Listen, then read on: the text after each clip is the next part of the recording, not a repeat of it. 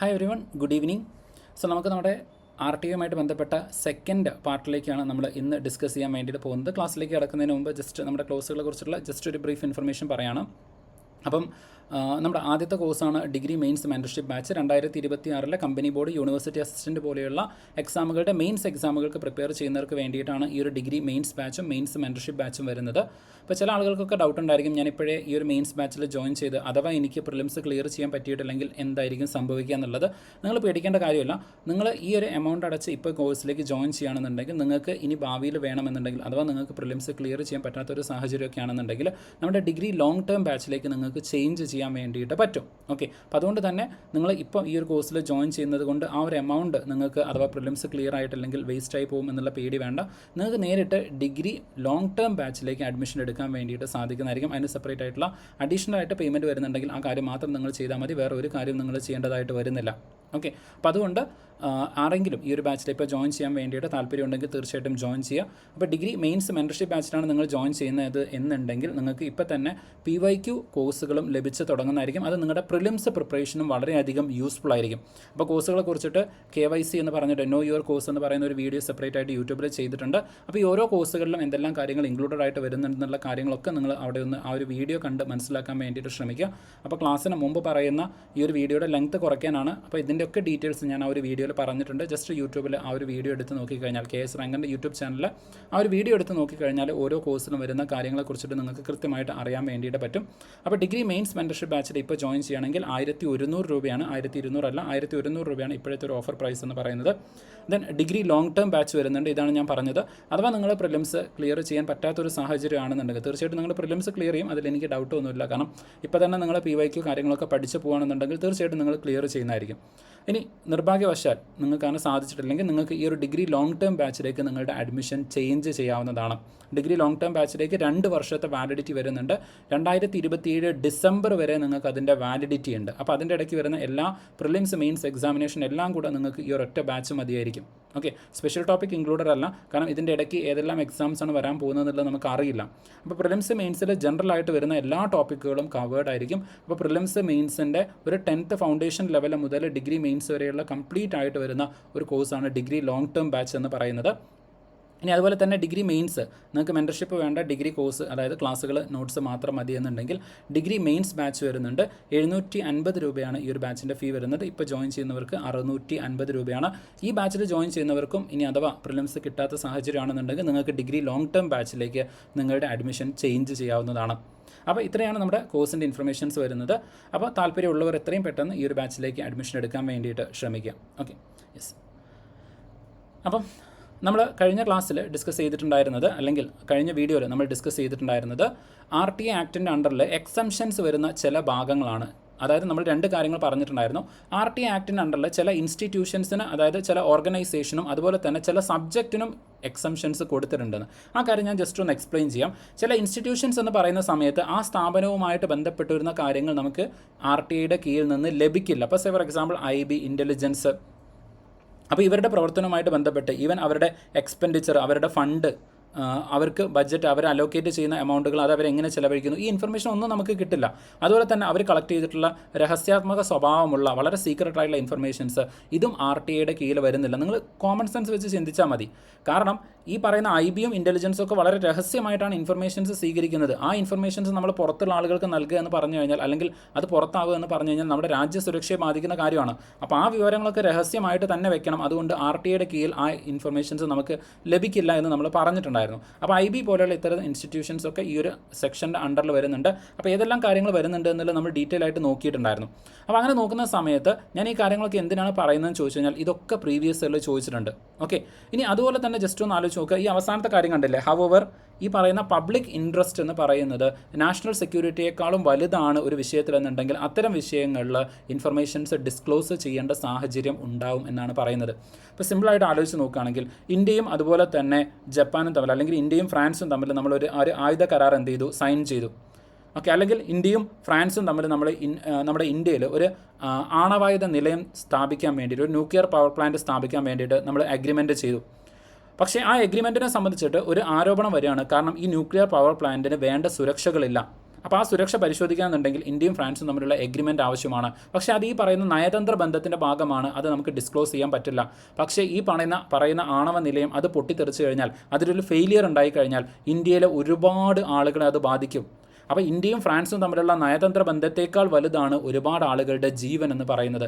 ആ സാഹചര്യത്തിൽ എന്ത് ചെയ്യണം? ഇന്ത്യയും ഫ്രാൻസും തമ്മിൽ നയതന്ത്ര ബന്ധമുണ്ട്, അതുകൊണ്ട് ഡിസ്ക്ലോസ് ചെയ്യില്ല എന്നല്ല, ആ ഇൻഫർമേഷൻസ് പബ്ലിക് ആക്കേണ്ടതായിട്ട് വരും. ഓക്കെ, അതാണ് പറയുന്നത്. ഈ പറയുന്ന കാര്യങ്ങളൊക്കെ വരുന്നുണ്ടെങ്കിലും അത് ജനങ്ങളുടെ ജീവനോ സുരക്ഷയോ അല്ലെങ്കിൽ പൊതുജനങ്ങളുടെ താല്പര്യത്തിനോ ഒരുപാട് പ്രാധാന്യം അവിടെ വരികയാണെന്നുണ്ടെങ്കിൽ തീർച്ചയായിട്ടും ആ ഇൻഫർമേഷൻസ് ഡിസ്ക്ലോസ് ചെയ്യേണ്ടതായിട്ട് വരും. ഓക്കെ, ആ ഒരു ക്ലോസ് ഓർത്ത് വെക്കണം. ഇത് പറയാൻ കാരണം എന്താണെന്ന് വെച്ചാൽ ഈ ഭാഗത്ത് നിന്ന് ഒരുപാട് ചോദ്യങ്ങൾ പ്രീവിയസ് ഇയറിൽ ചോദിച്ചതായിട്ട് നിങ്ങൾക്ക് കാണാം. 1-2 ചോദ്യം മാത്രം നമ്മുടെ PYQ ക്ലാസ്സിൽ നമ്മൾ ഡിസ്കസ് ചെയ്തിട്ടുണ്ടായിരുന്നു. അതിൽ 1-2 ചോദ്യങ്ങൾ മാത്രം ഞാൻ നിങ്ങൾക്ക് കാണിച്ചു തരാം, ഇവിടെ നിന്നൊക്കെ ചോദ്യങ്ങൾ എങ്ങനെയാണ് വരുന്നത് എന്നുള്ളത് മനസ്സിലാക്കാൻ വേണ്ടിയിട്ട്. അതായത് നമ്മളൊരു സബ്ജക്റ്റ് പഠിക്കുന്ന സമയത്ത് തന്നെ ആ സബ്ജക്റ്റ് പഠിച്ചതിൻ്റെ കൂടെ തന്നെ പ്രീവിയസ് ഇയറിൽ ആ ഭാഗത്ത് നിന്ന് വന്നിട്ടുള്ള ചോദ്യങ്ങൾ കൃത്യമായിട്ട് അനലൈസ് ചെയ്ത് പഠിക്കണം, അതിൻ്റെ എക്സ്പ്ലനേഷൻസ് നോക്കണം. അപ്പോഴേ നമുക്ക് കൃത്യമായിട്ട് ഓരോ ഭാഗത്തു നിന്നും എങ്ങനെയാണ് ചോദ്യങ്ങൾ ചോദിക്കുന്നതെന്ന് മനസ്സിലാക്കാൻ വേണ്ടിയിട്ട് പറ്റുള്ളൂ. അപ്പോൾ ജസ്റ്റ് നമുക്ക് നോക്കാം ഈ ഭാഗത്ത് നിന്ന് വന്ന ചോദ്യം എങ്ങനെയാണെന്നുള്ളത്. ഈ ചോദ്യം ജസ്റ്റ് ഒന്ന് നിങ്ങൾ ആലോചിച്ച് നോക്കുക, അല്ലെങ്കിൽ ജസ്റ്റ് ഒന്ന് വായിച്ച് നോക്കുക. വിവരാവകാശ നിയമത്തിൻ്റെ പരിധിയിൽ വരാത്തത് ഏത് എന്നാണ് ചോദിച്ചിരിക്കുന്നത്. വായിക്കുന്ന സമയത്ത് നമുക്ക് ഒറ്റയടിക്ക് എല്ലാം ശരിയാണെന്ന് തോന്നും. 1, മന്ത്രിസഭാ തീരുമാനങ്ങൾ. പ്രത്യേകം ശ്രദ്ധിക്കുക, ഇവിടെ പറഞ്ഞത് തീരുമാനമാണ്. ഞാൻ മുമ്പ് പറഞ്ഞത് എന്താണ്? ക്യാബിനറ്റ് പേപ്പേഴ്സ് ആണ്. ഓക്കെ, ക്യാബിനറ്റ് പേപ്പേഴ്സ് എന്ന് വെച്ച് കഴിഞ്ഞാൽ തീരുമാനങ്ങൾ നമുക്ക് കിട്ടും. പക്ഷേ അവിടെ നടക്കുന്ന ചർച്ചകൾ, അതായത് മന്ത്രിമാരും അതുപോലെ തന്നെ പ്രധാനമന്ത്രി നടത്തുന്ന ചർച്ചകൾ ചിലപ്പോൾ നമുക്ക് കിട്ടണമെന്നില്ല, അത് RTയുടെ പരിധിയിൽ വരുന്നില്ല. പക്ഷേ മന്ത്രിസഭ എടുക്കുന്ന തീരുമാനങ്ങൾ അത് പബ്ലിക് ആക്കിയേ പറ്റൂ, അത് RTയുടെ പരിധിയിൽ വരുന്നുണ്ട് എന്ന് കഴിഞ്ഞ ക്ലാസ്സിൽ ഞാൻ പറഞ്ഞു. അത് പറയാൻ കാരണം ഇതാണ്. അപ്പോൾ ക്യാബിനറ്റ് പേപ്പേഴ്സ് വരുന്നില്ല എന്ന ഓർമ്മയിൽ നിങ്ങളിത് എലിമിനേറ്റ് ചെയ്ത് കഴിഞ്ഞാൽ തെറ്റും. ക്യാബിനറ്റ് പേപ്പേഴ്സ് വരുന്നില്ല, ശരിയാണ്, അവിടെ നടക്കുന്ന ചർച്ച നമുക്ക് കിട്ടില്ല. പക്ഷേ ആ ചർച്ചയിൽ നിന്ന് ഉരുത്തിരിയുന്ന മന്ത്രിസഭയുടെ തീരുമാനങ്ങൾ അത് RTയുടെ പരിധിയിൽ വരുന്നുണ്ട്, ആ ഇൻഫർമേഷൻ പബ്ലിക് ആക്കിയേ പറ്റും. രണ്ടാമത്തത്, രാജ്യസുരക്ഷയെ സംബന്ധിക്കുന്ന വിവരങ്ങൾ അതൊരിക്കലും നമുക്ക് കിട്ടില്ല. ഒറ്റ കേസ് മാത്രമേ വരുന്നുള്ളൂ, അത് ഈ പറയുന്ന പബ്ലിക് ഇൻട്രസ്റ്റ് അല്ലെങ്കിൽ പൊതുജന താല്പര്യത്തിന് കൂടുതൽ വെയിറ്റേജ് വരുന്ന സാഹചര്യത്തിൽ മാത്രമേ രാജ്യസുരക്ഷയെ സംബന്ധിക്കുന്ന കാര്യങ്ങളുടെ ഡിസ്കഷൻ വരൂ. അല്ലാത്ത കേസിലാണെങ്കിൽ രാജ്യസുരക്ഷയെ സംബന്ധിക്കുന്ന വിവരങ്ങൾ നമുക്ക് ലഭിക്കില്ല. എക്സാമ്പിളാണ് ഞാൻ പറഞ്ഞ IBയുടെ കേസ്, ടെററിസ്റ്റിൻ്റെ കേസ്, സ്പൈയുടെ കേസ്. ഇവിടെ ഒന്നും നമുക്ക് എന്ത് ചെയ്യില്ല, അത്തരം രഹസ്യാത്മക സ്വഭാവമുള്ള ഇൻഫർമേഷൻസ് ലഭിക്കില്ല, നമ്മുടെ രാജ്യസുരക്ഷയെ ബാധിക്കുന്ന ഇൻഫർമേഷൻസ് ലഭിക്കില്ല. അപ്പോൾ അതുകൊണ്ട് തന്നെ എന്താണ്, ഈ ഇൻഫർമേഷൻസ് ഇത് വിവരാവകാശ നിയമത്തിൻ്റെ പരിധിയിൽ വരുന്നില്ല. 15 വർഷം പഴക്കമുള്ള രേഖകൾ, ആ പഴക്കമൊന്നും നോക്കണമെന്നില്ല. ഈ പറയുന്ന ഇൻഫർമേഷൻ 15 വർഷം പഴക്കമായാലും ആ ഇൻഫർമേഷൻ നമുക്ക് തന്നേ പറ്റുള്ളൂ. അടുത്തത്, അർദ്ധ സർക്കാർ സ്ഥാപനങ്ങളിലെ വിവരങ്ങൾ. സർക്കാർ സ്ഥാപനമായാലും അർദ്ധ സർക്കാർ സ്ഥാപനമായാലും ഗവൺമെൻറ്റിൽ നിന്ന് ഫണ്ട് കിട്ടുന്ന NGO വരെ, നമ്മൾ കഴിഞ്ഞ ക്ലാസ്സിൽ പഠിച്ചു, ഗവൺമെൻറ്റിൽ നിന്ന് ഫണ്ട് കിട്ടുന്ന, ഗവൺമെൻറ്റിൽ നിന്ന് ധനസഹായം ലഭിക്കുന്ന നോൺ ഗവൺമെൻറ്റൽ ഓർഗനൈസേഷൻസിന് വരെ RTയുടെ പരിധിയിൽ വരുന്നുണ്ട്. ആ ഫണ്ട് എങ്ങനെ ഉപയോഗിച്ചു എന്ന് നമുക്കറിയാൻ പറ്റും. അപ്പോൾ അർദ്ധ സർക്കാർ സ്ഥാപനമാണ് എന്ന് പറഞ്ഞിട്ട് കാര്യമില്ല, അതും RTയുടെ പരിധിയിൽ വരുന്നുണ്ട്. അപ്പോൾ RTയുടെ പരിധിയിൽ വരാത്തത് ഏതാണെന്ന് ചോദിച്ചു കഴിഞ്ഞാൽ B മാത്രമാണ് വരുന്നത്. അപ്പോൾ ഈ രൂപത്തിലൊക്കെ ചോദ്യങ്ങൾ വരുന്നുണ്ട്, ആരൊക്കെയാണ് RTയുടെ പരിധിയിലേക്ക് വരുന്നത് എന്നുള്ള രൂപത്തിലേക്ക്. ഓക്കെ, നമുക്ക് എന്തായാലും ഒരു ചോദ്യം കൂടെ കാണാം. ഇതും സിമിലർ ആയിട്ട് വരുന്നൊരു ചോദ്യമാണ്. 2005 വിവരാവകാശ നിയമപ്രകാരം പൗരന് ലഭിക്കുന്ന വിവരവുമായി ബന്ധപ്പെട്ട പ്രസ്താവനകളിൽ ശരിയേതെന്നാണ് ചോദിച്ചിരിക്കുന്നത്. ഒന്നാമത്തത്, ആഗ്രഹിക്കുന്ന ഏതൊരു വിവരവും നമുക്ക് ലഭ്യമാകും എന്നാണ് പറയുന്നത്. അങ്ങനെ ലഭ്യമാവില്ല. നമ്മൾ കണ്ടിട്ടുണ്ടായിരുന്നു വിവരാവകാശ നിയമത്തിൻ്റെ കീഴിൽ ചില വിവരങ്ങളൊന്നും നമുക്ക് ലഭ്യമാവില്ല. ആ ലഭ്യമാവാത്ത വിവരങ്ങളായിരുന്നു ഞാൻ പറഞ്ഞത്. ചില വിവരങ്ങൾ ഓർഗനൈസേഷനാണ്, ചില ഓർഗനൈസേഷനുമായിട്ട് ബന്ധപ്പെട്ട വിവരങ്ങൾ നമുക്ക് ലഭ്യമാവില്ല. അതുപോലെ ചില വിഷയങ്ങളുമായിട്ട് ബന്ധപ്പെട്ടത്, ചില സബ്ജക്റ്റുകളുമായിട്ട് ബന്ധപ്പെട്ട വിവരങ്ങളും നമുക്ക് ലഭ്യമാവില്ല. ആ സബ്ജക്റ്റുകളിൽ പെട്ടതാണ് നേരത്തെ നമ്മൾ പറഞ്ഞ രാജ്യസുരക്ഷ അല്ലെങ്കിൽ സെക്യൂരിറ്റി എന്ന് പറയുന്നത്. ഓക്കെ, സെക്യൂരിറ്റി എന്ന് പറയുന്നത്. ദെൻ അടുത്തതാണ് നമ്മൾ നേരത്തെ പഠിച്ചിട്ടുണ്ടായിരുന്ന സോവറിനിറ്റി എന്ന് പറയുന്നത്. ഓക്കെ, സോവറിനിറ്റി എന്ന് പറയുന്നത് അതായത് നമ്മുടെ രാജ്യത്തിൻ്റെ പരമാധികാരത്തിനെ ചോദ്യം ചെയ്യുന്ന വിവരങ്ങളാണെന്നുണ്ടെങ്കിൽ അത് ലഭിക്കില്ല. അടുത്തതാണ് ഫോറിൻ റിലേഷൻ എന്ന് പറയുന്നത്. ഓക്കെ, ഫോറിൻ റിലേഷൻ എന്ന് പറയുന്നത് വിദേശ രാജ്യങ്ങളുമായിട്ടുള്ള നയതന്ത്ര ബന്ധത്തിനെ ഏതെങ്കിലും തരത്തിൽ ബാധിക്കുന്ന വിവരങ്ങളാണെങ്കിൽ അത് നമുക്ക് നൽകില്ല. ഇതൊക്കെ സബ്ജക്റ്റാണ്, വിഷയങ്ങളാണ്. ഈ വിഷയത്തിലൊന്നും ഉള്ള RT അല്ലെങ്കിൽ ഇൻഫർമേഷൻസ് നമുക്ക് ലഭിക്കില്ല. ഇനി അതുപോലെ തന്നെ ഓർഗനൈസേഷൻസ് വരുന്നുണ്ട്. ഞാൻ നേരത്തെ പറഞ്ഞ പോലെ IB വരുന്നുണ്ട്, ഓക്കെ, റോ വരുന്നുണ്ട്, റിസർച്ച് ആൻഡ് അനലൈസിങ് വിങ് വരുന്നുണ്ട്. അപ്പോൾ ഇതുപോലെ നിങ്ങൾ നോക്കുകയാണെങ്കിൽ directorate of enforcement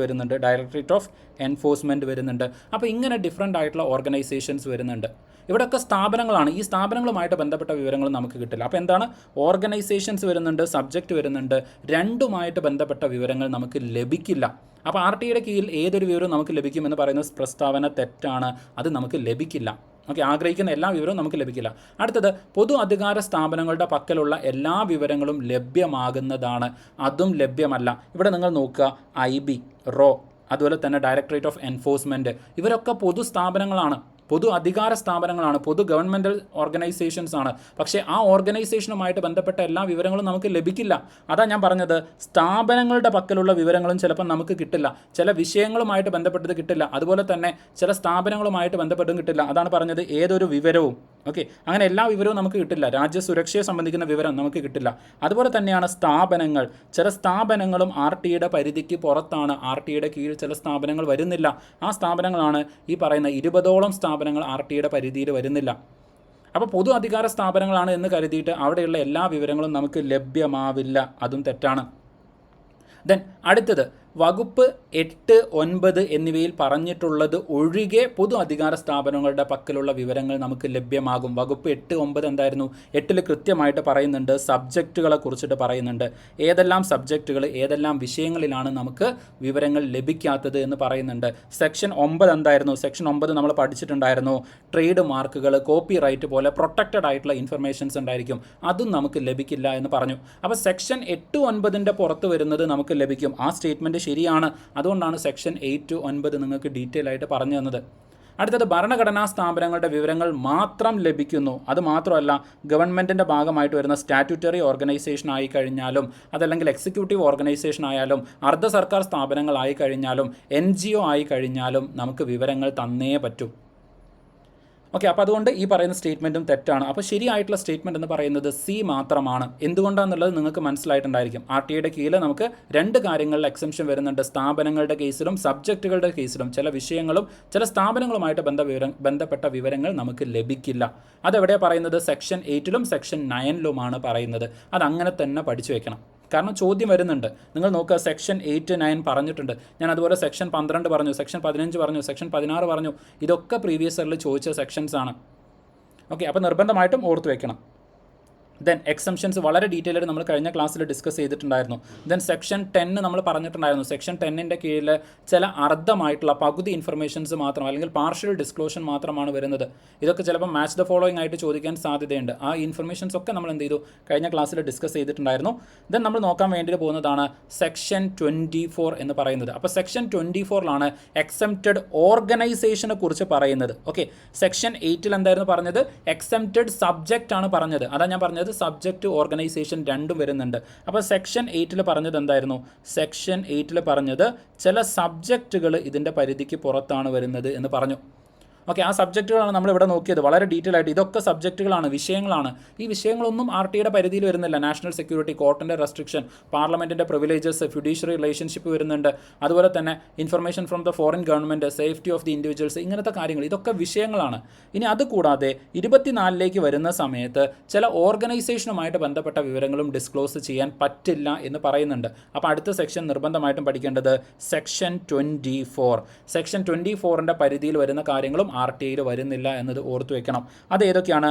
intelligence bureau, raw വരുന്നുണ്ട്, ഡയറക്ടറേറ്റ് ഓഫ് ഇൻ്റലിജൻസ് വരുന്നുണ്ട്, ഇത്തരം കാര്യങ്ങളൊക്കെ വരുന്നുണ്ട്. പക്ഷേ ഇവിടെ ഒരു കാര്യം കൂടെ ശ്രദ്ധിക്കുക. ഈ ഓർഗനൈസേഷനുമായിട്ട് ബന്ധപ്പെട്ട വിവരങ്ങൾ പൂർണ്ണമായിട്ട് ലഭിക്കില്ല എന്നല്ല പറഞ്ഞത്. ഈ ഓർഗനൈസേഷൻ്റെ രഹസ്യാത്മക സ്വഭാവമുള്ള വിവരങ്ങളും അതുപോലെ തന്നെ അവരുടെ ഫണ്ട് വിനിയോഗവുമായിട്ട് ബന്ധപ്പെട്ട ഇൻഫർമേഷൻസ് നമുക്ക് ലഭിക്കില്ല. എന്ന് വെച്ച് കഴിഞ്ഞാൽ ഒരു റോ ഒരു 20 കോടി രൂപ ചിലവഴിച്ചു. എന്തിനു വേണ്ടിയിട്ടാണ് നമുക്കറിയില്ല. അതെന്തിനു വേണ്ടിയിട്ടാണെന്ന് ചോദിച്ചു കഴിഞ്ഞാൽ ചിലപ്പോൾ പാകിസ്ഥാനിലേക്ക് ഒരു സ്പൈക്ക് പോകാൻ വേണ്ടിയിട്ട് പാസ്പോർട്ട് ഉണ്ടാക്കുന്നതിനും ഒക്കെ ആയിട്ട് ബന്ധപ്പെട്ടുകൊണ്ടായിരിക്കും ചിലപ്പോൾ ആ ഇൻഫർമേഷൻ കൊടുത്തത്, അല്ലെങ്കിൽ ആ ഫണ്ട് ചിലവഴിച്ചത്. അപ്പം ഈ 20 കോടി രൂപ എന്തിനു ചിലവഴിച്ചു എന്ന് ചോദിച്ചിട്ട് അപ്പോൾ റോ നമുക്ക് അതിന് ഇൻഫർമേഷൻ തരികയാണ്, പാകിസ്ഥാനിലേക്ക് ഞങ്ങളൊരു സ്പൈ അയച്ചിട്ടുണ്ട്, ആ സ്പൈ അയക്കാൻ വേണ്ടിയിട്ടുള്ള ചിലവായിരുന്നു ഇത് എന്ന് പറഞ്ഞാൽ ആ ഇൻഫർമേഷൻ ലീക്ക് ആവില്ലേ? അപ്പോൾ അതുകൊണ്ട് അത്തരം ഇൻഫർമേഷൻസും ലീക്ക് ആവാൻ പറ്റില്ല. ഫൈനാൻഷ്യൽ ആയിട്ടുള്ള എക്സ്പെൻഡിച്ചറും ആർ ടി ഐയുടെ പരിധിക്ക് പുറത്ത് വരുന്നുണ്ട്. എന്നാൽ ഇവിടെ അഴിമതി നടക്കുകയോ അല്ലെങ്കിൽ ഹ്യൂമൻ റൈറ്റ് വയലേഷൻ, മനുഷ്യാവകാശ ലംഘനങ്ങൾ നടക്കുകയോ ചെയ്യുന്നുണ്ടെങ്കിൽ അത് തീർച്ചയായിട്ടും ആർ ടി ഐയുടെ പരിധിയിൽ വരുന്നുണ്ട്. ഇപ്പോൾ ജസ്റ്റ് ആലോചിച്ച് നോക്കുക, ഒരു ആർമി. ഓക്കെ, ആർമി എന്ന് പറയുന്നത് രഹസ്യാത്മക സ്വഭാവമുള്ള ഇന്ത്യയുടെ സുരക്ഷാ ഏജൻസിയാണ്. ഇന്ത്യയുടെ സെക്യൂരിറ്റി ഏജൻസിയാണ്. എന്നാൽ അതേസമയം ആ ആർമിയിൽ ഹ്യൂമൻ റൈറ്റ് വയലേഷൻസ് നടക്കുന്നുണ്ട് എന്ന് വിചാരിക്കുക. ഓക്കെ, ഞാനൊരു ഹൈപ്പോത്തറ്റിക്കൽ കേസ് പറയുകയാണ്. So always respect our army. Okay, നമ്മുടെ ആർമി എപ്പോഴും എന്ത് ചെയ്യണം? റെസ്പെക്ട് ചെയ്യണം. ബട്ട് ഞാൻ നിങ്ങൾക്ക് ആ കൺസെപ്റ്റ് മനസ്സിലാവാൻ വേണ്ടിയിട്ട് മാത്രം ഒരു ഹൈപ്പോത്തറ്റിക്കൽ കേസ് പറയുകയാണ്. അപ്പോൾ നിങ്ങൾക്കറിയാം പല സ്ഥലങ്ങളിലും റാഗിങ് ഉണ്ടാവാറുണ്ട്, റേസിസം ഉണ്ടാവാറുണ്ട്.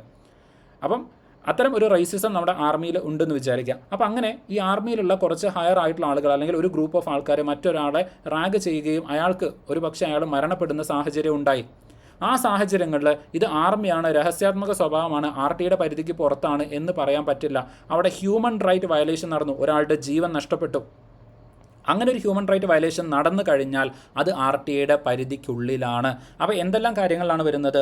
ഒന്ന്, അവിടെ കറപ്ഷൻ, അഴിമതി നടക്കുകയാണെന്നുണ്ടെങ്കിൽ, അല്ലെങ്കിൽ മനുഷ്യാവകാശ ലംഘനങ്ങൾ നടക്കുകയാണെന്നുണ്ടെങ്കിൽ, അത്തരം കാര്യങ്ങളിൽ ഈ പറയുന്ന ഓർഗനൈസേഷൻ എന്ന് പറയുന്നത് RTയുടെ പരിധിക്കുള്ളിലായിരിക്കും.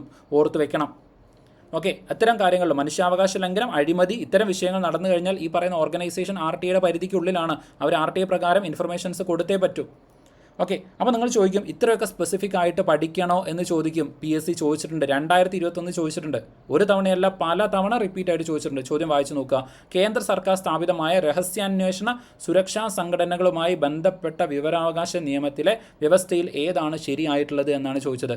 ഒന്ന്, വിവരാവകാശ നിയമം ബാധകമാണ് എന്ന് പറയുന്നു. അല്ല, സെക്ഷൻ 24 പ്രകാരം സുരക്ഷാ ഏജൻസികൾക്ക് വിവരാവകാശ നിയമം ബാധകമല്ല. അപ്പോൾ ഇത് തെറ്റാണ്. ഏത് പ്രകാരം?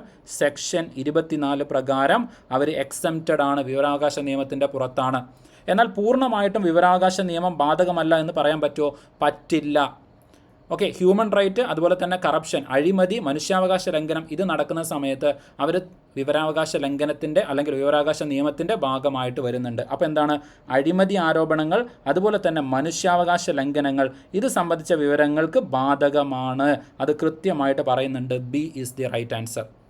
അങ്ങനെ സ്പെസിഫിക് ആയിട്ടുള്ള കാര്യങ്ങൾ ചോദിക്കുന്നുണ്ട്. അതുകൊണ്ടാണ് നിങ്ങൾക്ക് ഓരോ കാര്യങ്ങൾ കൃത്യമായിട്ട് പ്രീവിയസ് ഇയർ ക്വസ്റ്റ്യൻസ് എവിടെ നിന്നെല്ലാം PSC ചോദിച്ചിട്ടുണ്ട് എന്ന് നോക്കിയിട്ടാണ് നിങ്ങൾക്ക് കാര്യങ്ങൾ ഡെലിവർ ചെയ്യുന്നത്. അപ്പം ഇതൊന്നും സാധാരണ പറയാറില്ല, അല്ലെങ്കിൽ ഔട്ട് ഓഫ് ദി സിലബസ് ആണ് എന്ന് കരുതി സ്കിപ്പ് ചെയ്യരുത്. ഇവിടെ നിന്നൊക്കെ ചോദ്യങ്ങൾ വരുന്നുണ്ട്. ഞാൻ നേരത്തെ പറഞ്ഞ പോലെ മെയിൻസിലേക്ക് വരുന്ന സമയത്ത് റാങ്ക് മേക്കിംഗ് ആണ്. നിങ്ങൾ ജസ്റ്റ് മെയിൻസിലേക്ക് വരുന്ന സമയത്ത് ഒരു ക്രാഷ് കോഴ്സ് കൊണ്ടോ അല്ലെങ്കിൽ ജനറലി ഈ പറയുന്ന വിവരാവകാശ നിയമം 2005 വന്നു അങ്ങനത്തെ പെരിഫറൽ ഇൻഫർമേഷൻ കൊണ്ട് കാര്യമില്ല. ഇത്തരം ചോദ്യങ്ങൾ വരികയാണെന്നുണ്ടെങ്കിൽ, പ്രത്യേകിച്ചും സെക്ഷൻ ബേസ്ഡ് ആയിട്ടുള്ള ചോദ്യങ്ങളൊക്കെ വരികയാണെന്നുണ്ടെങ്കിൽ അത് കൃത്യമായിട്ട് ആൻസർ ചെയ്താലേ നമുക്കൊരു റാങ്കിലേക്ക് എത്താൻ വേണ്ടിയിട്ട് പറ്റുള്ളൂ. അപ്പോൾ ജസ്റ്റ് നിങ്ങളൊന്ന് പേഷ്യൻസോട് കൂടിയിട്ട്, ക്ഷമയോട് കൂടിയിട്ട് തന്നെ കാര്യങ്ങളെ അപ്രോച്ച് ചെയ്യുക, പഠിക്കാൻ വേണ്ടിയിട്ട് ശ്രമിക്കണം.